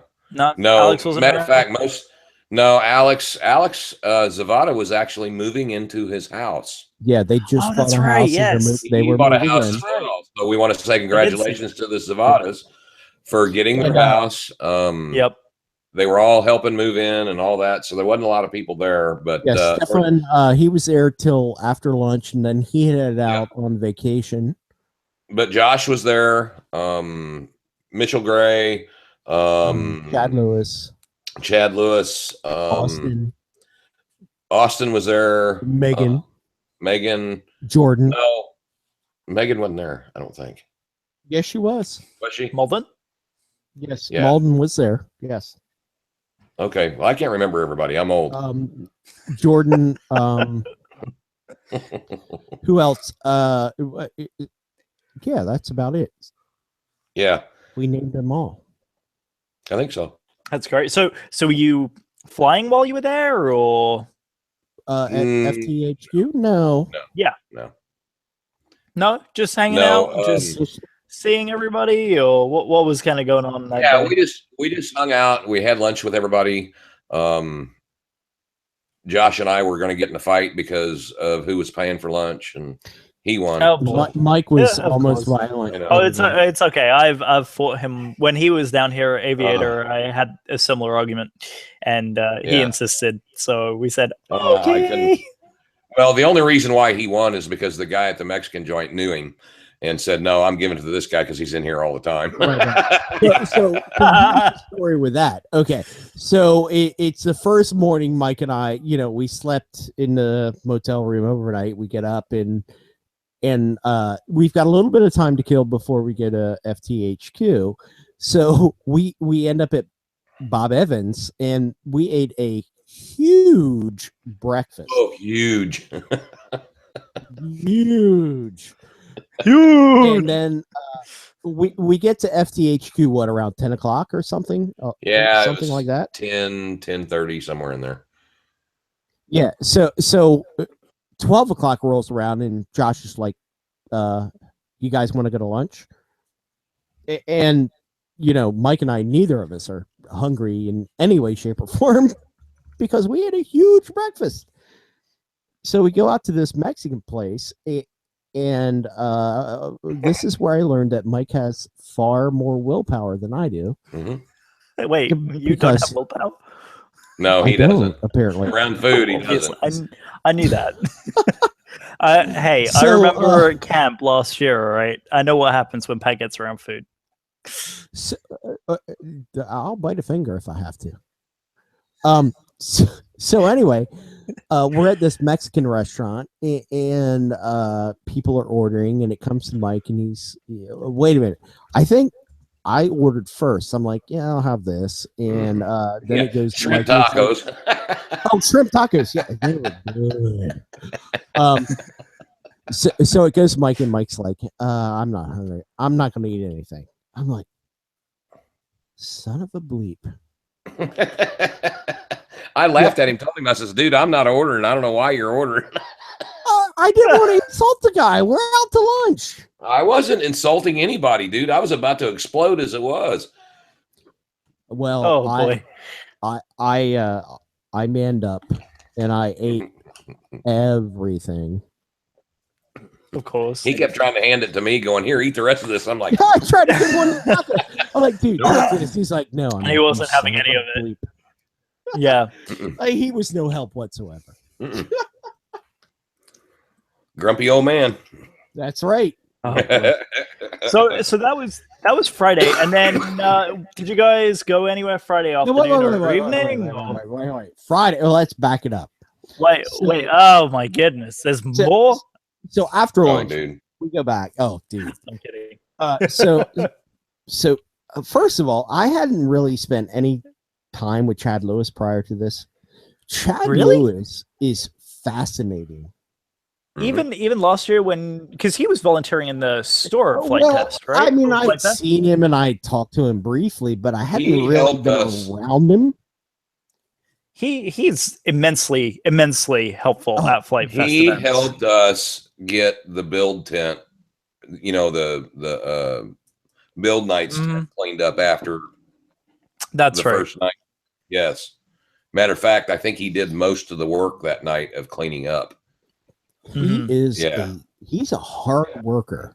Yeah. And we knew this and talented last too. year. I'm saying talented.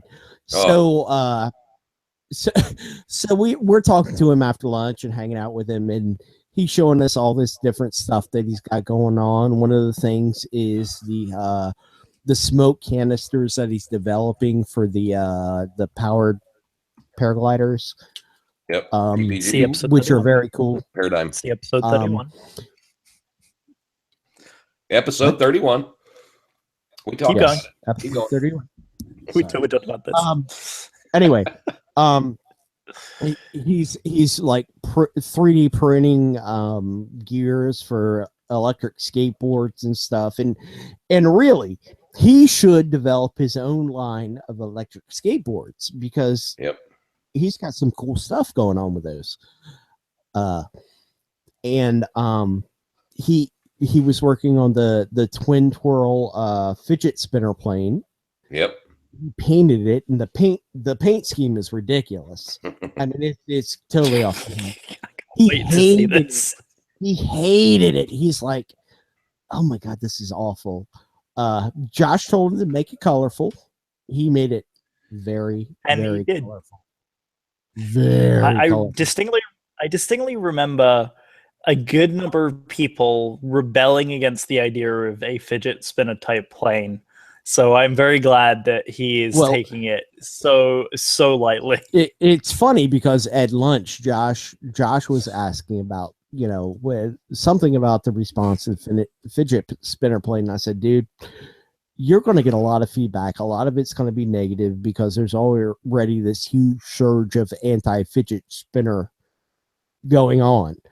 But yeah, and it's just it's kind of following a hype train a little bit, which is kind of I get it, but at the same time it's muddy water to get into.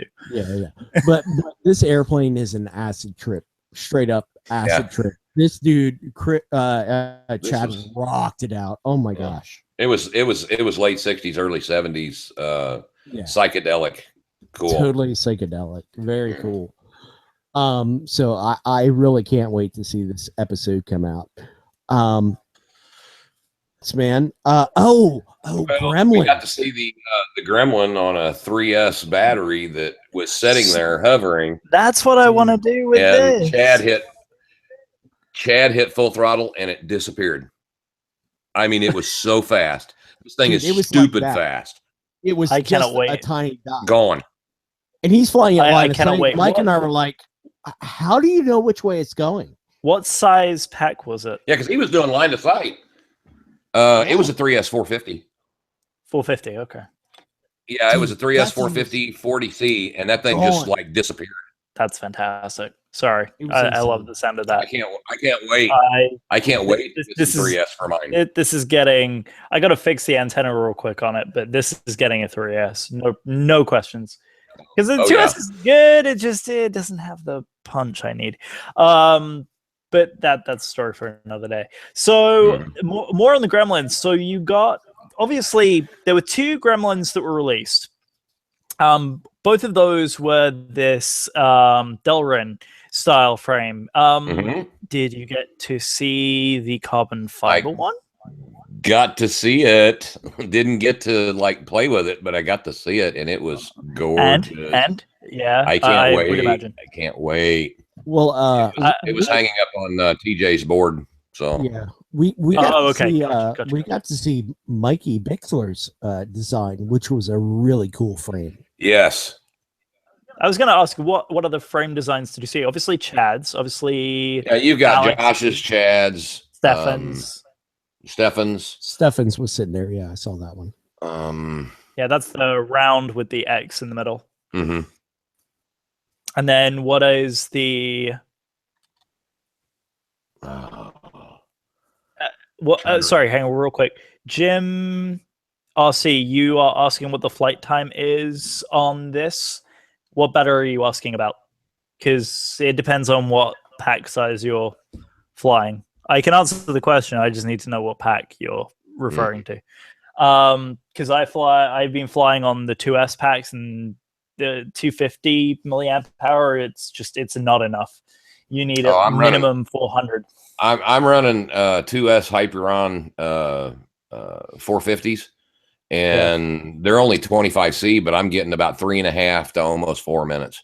Yeah, and honestly, you could probably, with gentle flying, you can probably push that to 4.5, 5 minutes. But who flies gentle? Yeah.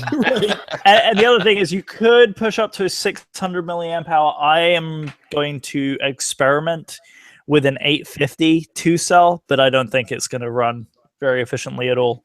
I think maybe because of the weight of the pack, it's going to be maybe 5 minutes, if that. I doubt that it's going to make much of a difference at all. But anyway, moving back to the other Gremlins. So did you do any flying? Well, I already asked about, did you do any flying at HQ, but did you see anything that's coming up and out? Or well, yes, yes, there is. Can we say anything yet? I don't know if we can. I don't know if we should, but we're going to. Yeah, we're going to. Why not? Yeah, go ahead, Pat. It's because I'm asking. That's why. 4S ESCs and motors are coming down the line soon. This is for the Gremlins. Yes. So they kind of made mention on a podcast about this. And basically the ESCs that are in the pack, that's these ESCs for those of you who are watching. They're 6 amp ESCs. Now you can get from Emacs, these are the Bullet series ESCs, so the purple ones. You can get 12, 20, and 30 amp variants of these ESCs. They recommend for a 3/4S setup 12 amp, and the 12 amps are the same exact size as the 6 amps, and they produce 5 times as much thrust. I can't imagine that. That's insane. It's basically 0 to the moon in less than a second. Yeah. Oh yeah. I can't wait to see these 4S motors, because one of the things that that TJ did say on one of the podcasts, or on a vlog, I think, I don't remember, that the motors just won't handle the 4S. They will burn up pretty quickly. They desynchronize. No. Yeah, that's right. Cyborg FPV. Yeah. Cyborg FPV, I would love to agree with. He said, I would not try 4S on anything less than 24 amp on 4S. I'm going to argue with you there on that, because I'm running 20 amps on my Sybil on a 4S and having no problem at all. It all depends on the motor that you're running. these little guys, the 1104s, they don't produce nearly enough torque for that to make any difference. 12 amp is actually plenty for a 4S, and the reason is, as the guys were alluding to, anything less, the EESC will physically not allow any more current to flow, and therefore it will essentially fall out of the sky because what's called desync, where the motor will literally stop spinning because it loses signal from the flight controller. Yeah. Sorry. Well, I can tell you. Well, we got some people saying Jim is saying that the FT Gremlin he heard was the bee's knees, and he's just putting his together. Well, I can tell you the reason why I like mine so much, because I am not the greatest flyer. And I have crashed this thing in grass, on concrete, on blacktop. And guess what? I'm still running the same props I started with. And I don't know how many battery packs I put through it. And I haven't broke anything yet. So for me, it, and as cheap as they are, it makes it so much easier to go out and fly, knowing you're going to crash it, but you're not going to tear it up. So just go. Exactly, and the guys are saying that they look inefficient. Guys, these are so small that air doesn't actually have enough time to do anything to make it inefficient. They're actually surprisingly efficient little quads. And if you've seen an Inductrix fly, you'll know that they're not particularly. They don't look like they're freaking aerodynamic. It don't matter. Yeah, these do not, at this size. It doesn't make any difference. Yeah. If you haven't flown a Gremlin, you have to, because they are a hoot and a half to fly. You can't describe it until you fly them. I mean, they're just silly. Mike, when you fly one, do you not laugh hysterically every time? Most of the time, yes. I'm ripping this thing around like it's a 5 or a 6 inch alien, just hammering it, just enjoying the world out of it. They're so much fun. Yeah, look, exactly. I am really very new to the world of these high performance quads. In fact, here's the one I've been flying and first flew out in Ohio. Oh my god, we are so proud of you. I love this thing. But watching Chad fly that Gremlin, oh my god. Too much fun, man. Holy cow. Yeah, they are so much fun. It is. That thing was a beast. Yeah, it's straight up a beast. Yeah. Oh my gosh. And no, we are definitely looking forward to it. Yeah, we're gonna have a whole bunch of them at Flite Fest. A ton of fun. Yeah. Oh, absolutely. We're gonna have a Gremlin gaggle. You think the radiant gaggle's bad? Wait until you get a Gremlin gaggle. That's gonna be the start. I'm sure the all the video signal is gonna be just awful, trying to keep everybody off and stepping on each other. Yeah. Good luck, multi-GP. I don't think we have to worry about running that. No, we'll do it early in the morning, late in the evenings. We don't have to worry about it. Yeah, right. Whatever Mike said. All right, moving on. So moving on. So we did get to see one more thing while we were there. What is the one more thing? What is the one more thing? Go see. The DJI goggles. And they are really nice, but I can't see out of them because of my glasses. So I was gonna say I could see out of them, and it was like to me. Again, I am not really experienced in the FPV thing. I fly on Cyclops goggles, and I love them. But to me, this was like being in an IMAX theater. Incredible. They're a little goofy in terms of their size. Yeah, the way they look. Yeah, the way they look. I suspect that they're going to be coming out with a smaller, more compact version very soon. I don't know that. There's no reason for me to say that, other than DJI is king of the mountain, and seems like nobody's poised to knock them off. They came out front of everybody else, and they've maintained that lead. So they're going to be coming out with something more compact. But these goggles are very, very impressive. Yeah, and absolutely. For what DJI is doing, especially being paired up, Mike can attest to.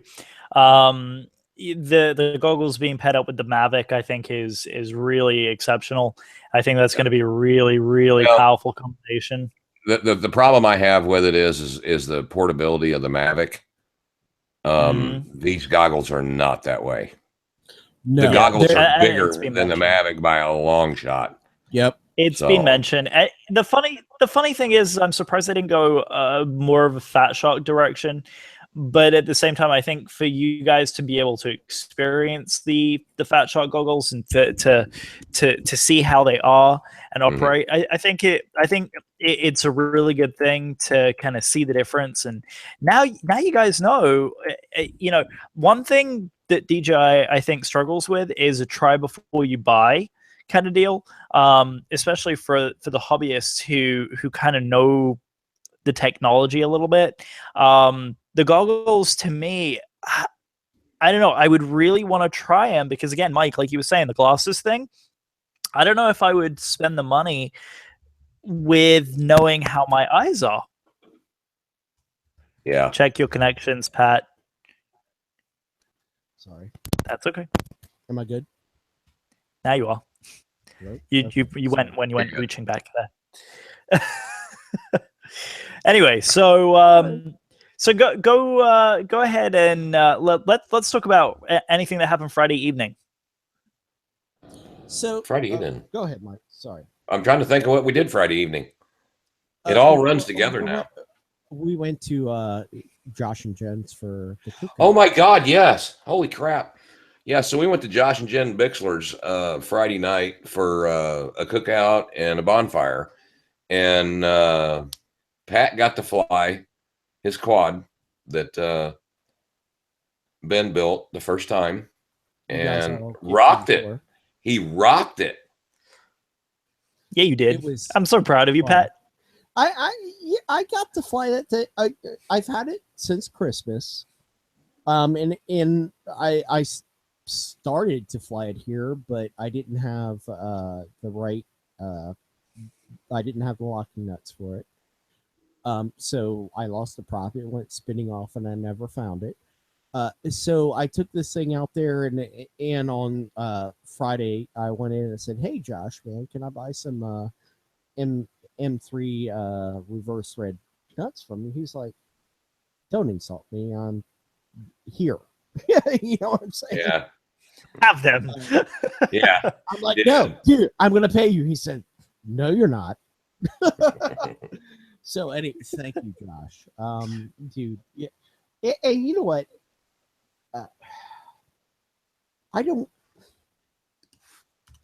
Josh and Jen have been so generous and awesome throughout the years that I've known them.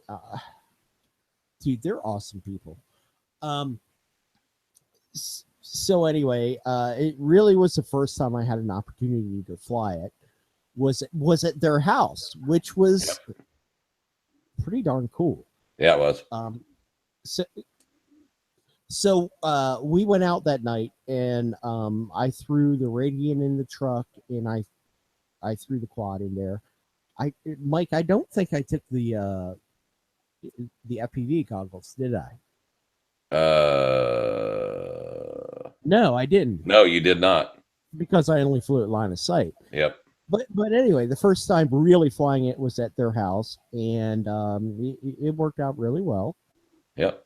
I did some rolls. I did some loops. I tried to do a power loop. It didn't work out so well.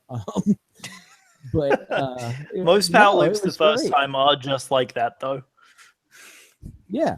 So no, it was a lot of fun. I'm still learning how to fly this thing. Mm-hmm.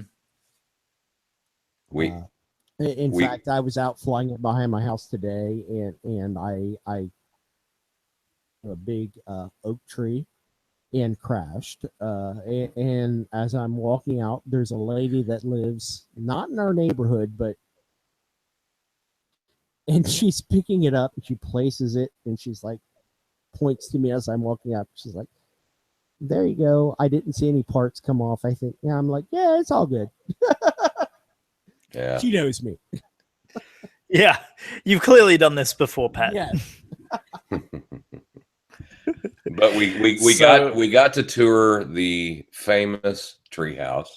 Oh, The yeah, you treehouse, did. and do they have a barn as well out back there that what? I've seen in one of the videos? They have like a barn or something back there. No. No, just the treehouse.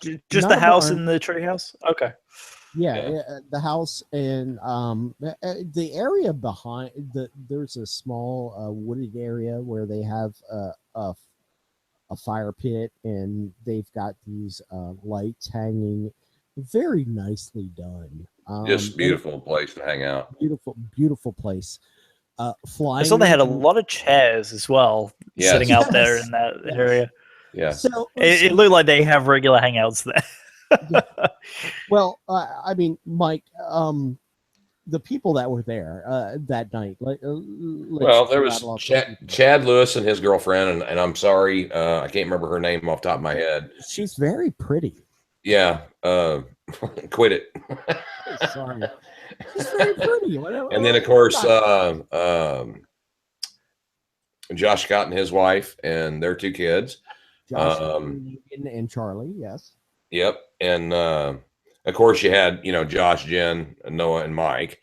And then Jim and James Bixler come over, and Ian and his brother Matt, Or his friend Matt Nokowski. or Frat. Yeah, I'm sorry. And then, of course, Jason Bash showed up again. Yep, Jason, who Yep. we hung out at. By the way, Jason Bash has one of the coolest jobs ever. Yeah, Guy recovers and rebuilds DC-3s. DC-3s.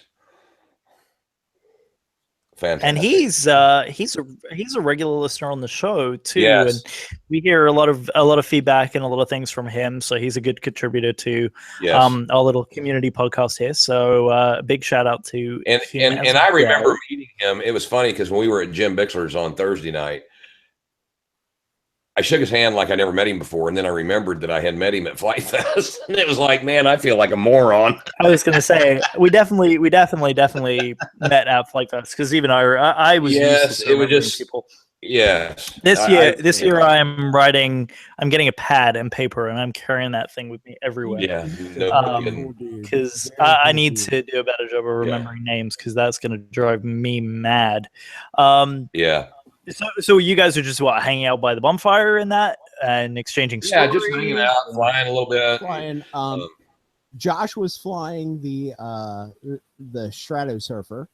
I was Yep. flying the Radian.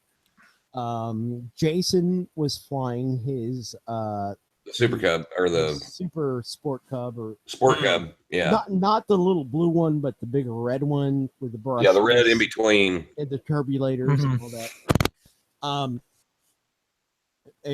Dude, that Strato Surfer is impressive. It's impressive because of the fuselage to me. Now, performance-wise, I have the same motor on my Surfer that is in the Strato Surfer. So, I could keep up with that, but my airframe is totally ragged out, and I really need a replacement. So I think I'm going to pick up a kit version of that. Got it. point. Okay. Yeah. That makes sense. Yeah, because then you can just port everything over. And I've heard very good things about the Strato Surfer. The price point is exceptional. And Readymade RC, Readymade RC is doing some killer stuff with everything that they're coming out with there. And if you guys aren't aware, we're talking specifically about Readymade RC, RCMC, and they are or RMRC. They've been putting out content and stuff for a really long time, and Flight Test has always had a really good relationship with them. But now they have brought out a new line of ready-to-fly equipment that isn't just fixed wing. They're also bringing out multi-rotors as well, and that is the Strix line. It's spelled STRIX, and Strix is going to be their new brand for basically pushing out all of their in-house equipment, all the in-house airplanes and all of that good stuff. So a lot of the new products that you're going to see, batteries, planes, and that kind of thing from Readymade, is all going to carry the Strix line. So it's fantastic, really, really fantastic stuff. I have to say, when I was at because Readymade was one of the big sponsors. Readymade was one of the big sponsors for the event that I went to, Central Florida FPV, and they had the Strix Stratosurfer there, and I was incredibly tempted to get one. Yeah, it's a great airframe. Anybody who knows the Sky Surfer, Wing Surfer, Bixler airframe, it's one of those classic, wonderful, fun to fly, can handle a wide range of conditions airframe. They've taken it and they've improved it by making the wing a little bit wider. So the wing loading's a little less. They have a balloon molded fuselage, which is more durable than the foam fuselage. Yep. And if you compare the motor to the stock Bixler or Sky Surfer motor, it's a 2200 kV 3S motor, which is what I've always flown on mine, and it's a rocket. Mm-hmm. Yeah, unlimited vertical. Oh yeah. Oh, it's unlimited vertical. What's the fun. prop that you're running on that? A 9.6? Yeah, no. It's a 6-inch prop, 6x4, 6x3. Oh, it's a 6.4. Oh wow. Yeah. So that's a pretty powerful little prop, setup then. The best prop I found is a 6x3. I think it spins up and gives you more thrust than the 6x4. Yeah. I'm almost anyway, tempted to throw a 6.6 and just go for it and see what happens. Put that on a 4S and go to town. Yeah. So it's a good plane. Now, the other one they have that really has my interest is the Goblin. Yeah, the little football looking one.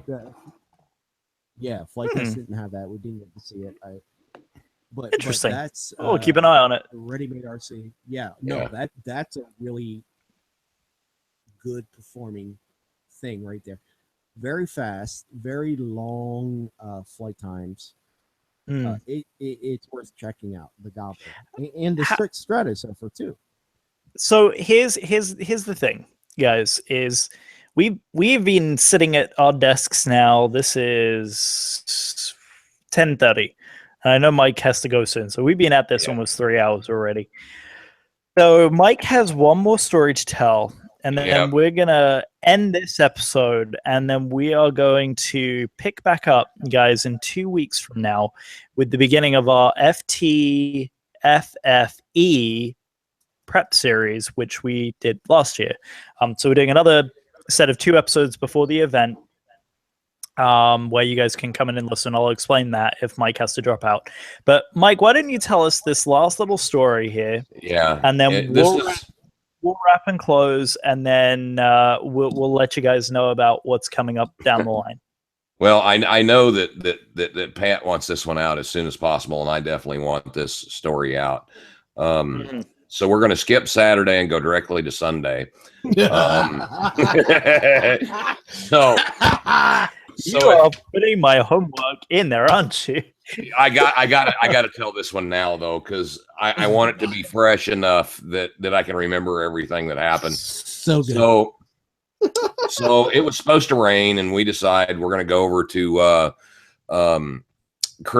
Chris's house to do the podcast, the RC After Hours podcast, and I hope everybody that listens to us listens to those guys as well, so they'll know part of this story anyway. Yeah, please support the guys at RC After Hours. They do a great job. So it's Chris Roncaglione, Mike Coolins, and Andre Rousseau, and sometimes David Vendestal. So anyway, so if anyone has listened to those guys for any length of time, they've heard about the yellow evil cub that Mike Coolins has. Evil. So the cub that does not fly, which is scary to say about a cub anyway.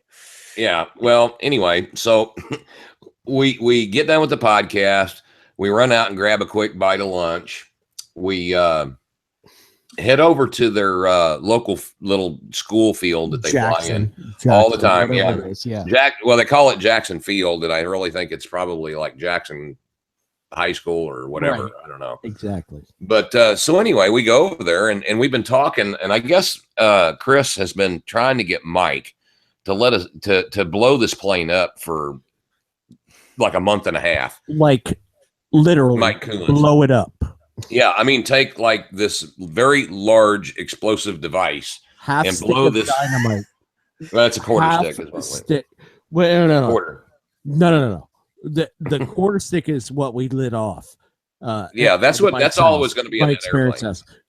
No, he had a half stick. Well, I know he had one, but he was going to use the quarter because that would have been plenty for that cup. Okay. So anyway, moving on. So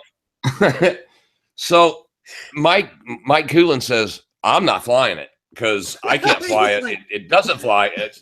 And I'm like, dude, I'll fly it. I don't care. You know, let's get it out so we can take a look at it. So he pulls this airplane out of the car, and I said, give me the remote. So I turned the remote on. It's on that model. And I said, all right, plug the battery in. We're going to check the, control surfaces to see where it's at. So I grabbed the radio. He plugs the battery in. And I turn, I do an, it's the funniest thing. I see where this is going already. I go aileron right. Well, the aileron right works, but as it works, the elevator goes up. Wait, what? Right. The elevator goes up as you turn right for a right aileron. And I'm like, okay. So then I do a left aileron and the elevator goes down. It goes down. And I'm like, what? So then I decide to pull back on the elevator and the right aileron goes up. So I decide to do down on the elevator and the left aileron goes up. And so I go, what in the hell do you have going on with this airplane? And he goes, oh, I gave it to Chad Capper and he mixed in coordinated turns. We're like, wait, he got to Chad Kappa to program that radio? Yes, that's what he said. Yeah. So I'm like, okay, so I go into the mixes to try to see where he had it mixed. There's on that DX8 that he's got it on, there are 6 mixes in that radio you can use. Every one of them are inhibited. None of them have anything there. It's what? Possessed. This airplane was possessed. It's the craziest thing. Wait, was it the receiver that was doing it, or was it the radio that was telling the because receiver? we put a different receiver and it did the same thing. Yep. I am rolling by this time. So, oh my God, I'm rolling just thinking about this. This is mind-boggling. We clear the radio completely. Delete the model. Put the model back. Start with a whole fresh thing. God. Put it all back together. The damn thing works now, like it's supposed to. God. Everything's perfect. So I hand it to Mike and I go, here, fly it. Well, he takes off. It flies just as beautiful as it's ever flown. Beautifully. Brings it in, greases the landing, the whole 9 yards. So what happens after this? Well, I'm not blowing up that airplane. That airplane flies too nice. Chris was so disheartened by this. Oh, he was so upset. He was so upset. Because we couldn't fly that. We couldn't blow up that airplane. Sorry, I'm going to have to rewind that for a hot second because that was bizarre. My computer totally crashed out for that 1 second. I am so sorry. Oh no. Can we rewind that by about 5 seconds? What was it? That you got to the part where he was taking off beautifully. Oh, it took off beautifully, and he's flying it around, and I mean it's flying like a Cub should fly. And he comes in for the landing, and I'm telling you, he greases the landing. It's perfect. I mean, Well, matter of fact, Chris Roncaglione said Mike never landed a plane that could miss a light. Wait. You're telling me after all this has got to be what? This is 5, 6-year-old airplane. No, 5 or 6 years. 5, 6 years old. No, 8 years. He's had this plane 8 years. And he has dogged this poor And Flite this is a plane. DX. This is a DX6 radio. 8. A DX8. The DX8. The only thing that He's had this plane as long as Flight Test has been around, and no one thought to reset the model. I don't know. I'm telling you right now, I'm going to talk to Chad Capper. I'm going to call him. And I'm going to tell him, look, I don't know if you really did mixes on this or not, but if you didn't, because that is going to be a running joke forever. Yeah, dude. Seriously. Forever. Seriously, Chad is not allowed to touch my radio. No. If Chad did that on purpose, Chad is not touching my radio. That is the greatest practical joke ever. It's got to be one of the longest 8 standing 8 years. practical joke. 8 years. I really want to get Chad. Oh my God. I want to get Chad on the record and say I totally intended to do this. Yes. Whether he did or not, yes, it will always be. We're Chad going to bribe him to did say this. that he did. Yes. Yes. I feel Whenever like we I- all you know. need to send him. We need to send him a private message and be like, Chad. I will you need to call know him. this. I will Can call you? him. Can Yeah, you? I will. It was Yeah. That's so funny. amazing. Oh my God, we laughed so Mike laughed so hard that his face hurt. He laughed so hard. He lost his voice. Oh, It's like I Chad wish programmed it for coordinated turn. We're y'all like, had a camera out there. that's not coordinated. I'm telling you, I that think was a we have an funniest thing episode I've eaten the name. whole time. Oh my God. I think we have an episode name, guys. It's the That's meat sweats not and coordinated turns. That's not coordinated. That's going. Oh, and how That's a many zinger right T-shirts there. did we come up with? We had for 3 Mike that weekend. and I don't remember them now. Oh my And that's the worst God. part. It was meat sweats and coordinated turns. No. And then One of them was it's a coordinated turn.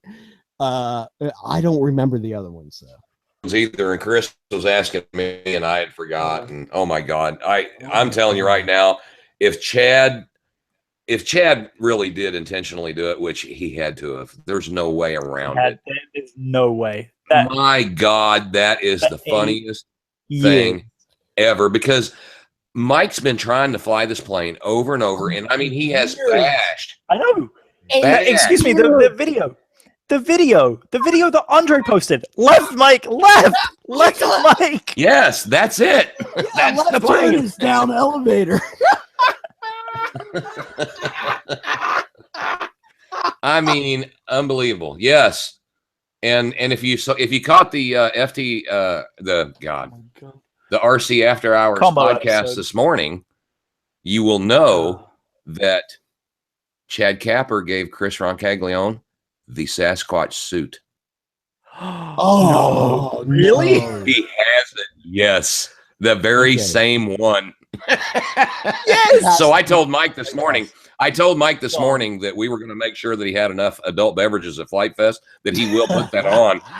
He's got to While run we're at through the Flight forest. He's got to do it. No, he's He's going to gonna run do right the straight down Sasquatch the. run. He's He's going to gonna do do it a right Sasquatch straight run. down, right straight Runway. down the runway. Good. He's got to do a Sasquatch run. Mandatory. I'm making it mandatory right now. Mandatory. That's got to happen. And we're going to have those little shooting light up helicopter things that they were shooting last year, Yes. and shoot him all the way down the runway. Yes. Yes. Dude, Joe. We had so much fun last weekend. Wow. We Oh laughed my God. so More- much. I am so sorry. Here's the that best you thing. missed it. Here's the best thing, guys. Right? We have on this upcoming Flight Fest, we have more time. We will have night flyers. We have only one build night, guys. Just one build night. Yes. So we'll be out on the line far more than we were, and we are going to have tomfoolery and shenanigans up the wazoo. This is going to be Hilarious. Anyway, so as we move to end this episode of the show, let's wrap up real quick by giving you guys an update of what's coming next. So as you probably heard last week, we did not get time to do an update of things to come because of Tucker so graciously giving so much of his time. We didn't want to take up any more of it. But coming up, here is the schedule. So as you're hearing this, this episode is probably going to come out within a couple of days of the Tucker Gott episode, just because of ease of editing this particular show. So this is going to come up pretty quickly. I would imagine Tucker's episode is probably going to come out this coming Thursday.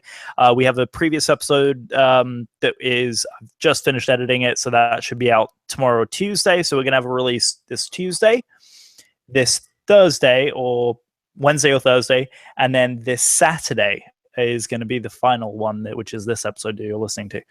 So in a week's time, first of all, I'm celebrating my birthday, so thank you in advance for all the birthday wishes. Second of all, presents need to be sent. Thanks. Happy what? 26th? 27, but thank you. 27. Adult beverages, just bring those to Flite Fest. That's all I request for birthday gifts, because they will be consumed.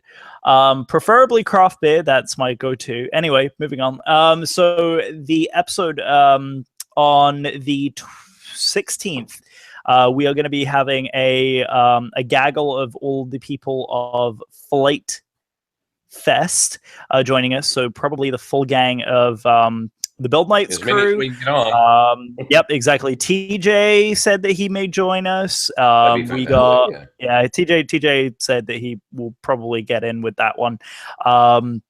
So we're going to have the Build Nights, TJ, and anyone else who wants to join in. Probably Joshua Orchard is going to come on that one as well to talk about the air races a little bit. And that one's probably going to be a little bit of a long one, as we usually do. The first episode is kind of to tee up the events that happen at Flite Fest. So the second episode, which is going to be recorded, that is going to be more safety orientated and things to prepare for as you arrive at Flite Fest, things to be aware of. That's where we hope to have either Austin, Josh, or someone, maybe even who I've forgotten. I feel terrible. What's the name of the event coordinator for Flite Fests? Jordan. So we will probably Jordan. Yeah. Or Jordan will get one of those three on the show to talk specifically details about that. So either one of those guys, and they'll talk about what to expect. So first episode, events. Second episode, safety and what to bring, and also our Flite Fest prep and what we're doing differently from last year. But guys, do you have anything else to kind of wrap up as we close out? I only got one really other thing to say is to everybody watching, everybody listening to us, thank you so much for listening to us. You don't know what this means to us to be able to just give you this crazy crap that we do. You're listening to three dum-dums that really don't know anything and don't really even care. We really just want to have fun, and really. And I want to thank everybody out in Ohio for having us, including Mr. John and Diana Fury. They invited us out, and we got to fly out there, and we'll talk more about that on the next episode. But I want to thank Pat for coming out. Joel, I wish you'd have been there, brother. It was amazing. I want to thank Luis. He actually showed up on Saturday when we flew out at the Furies. I heard about that. Oh my God, you guys really don't know what the friendships that have come from this crazy little community has done for me, and what it means to me. And I can't thank you guys enough for listening to our crazy banter, and just thanks, guys. I really appreciate it. It means the world to me. Yeah. I want to reiterate that. I look around my basement here and I look at the airplanes I have hanging, and I've got a pretty decent collection, but they would mean nothing without the people and the friends that I made through flight tests. So my God, last weekend was one of the best weekends of my life. Just being able to hang out with Mike, spend time with friends that I don't get to see very often, like Eric and Jim and Josh and Jen. It was absolutely magical. So thank you to everyone. Yeah, seriously. For that. And on that, guys, if you haven't done so already, please go ahead, visit us at ftccpodcast.com. You can check out our events and contact us pages for all the latest and greatest information. Don't forget to like us on Facebook as well. We are very close to our 800 likes. We are super excited about that. Mike's going to next time talk about those. We're super excited for him. HD2s, baby. But guys, seriously, from all of us here at FTCC Podcast, Blue Skies, and we will see you on the next one. Have a great night. Thanks, Happy guys. landings, folks. Yep.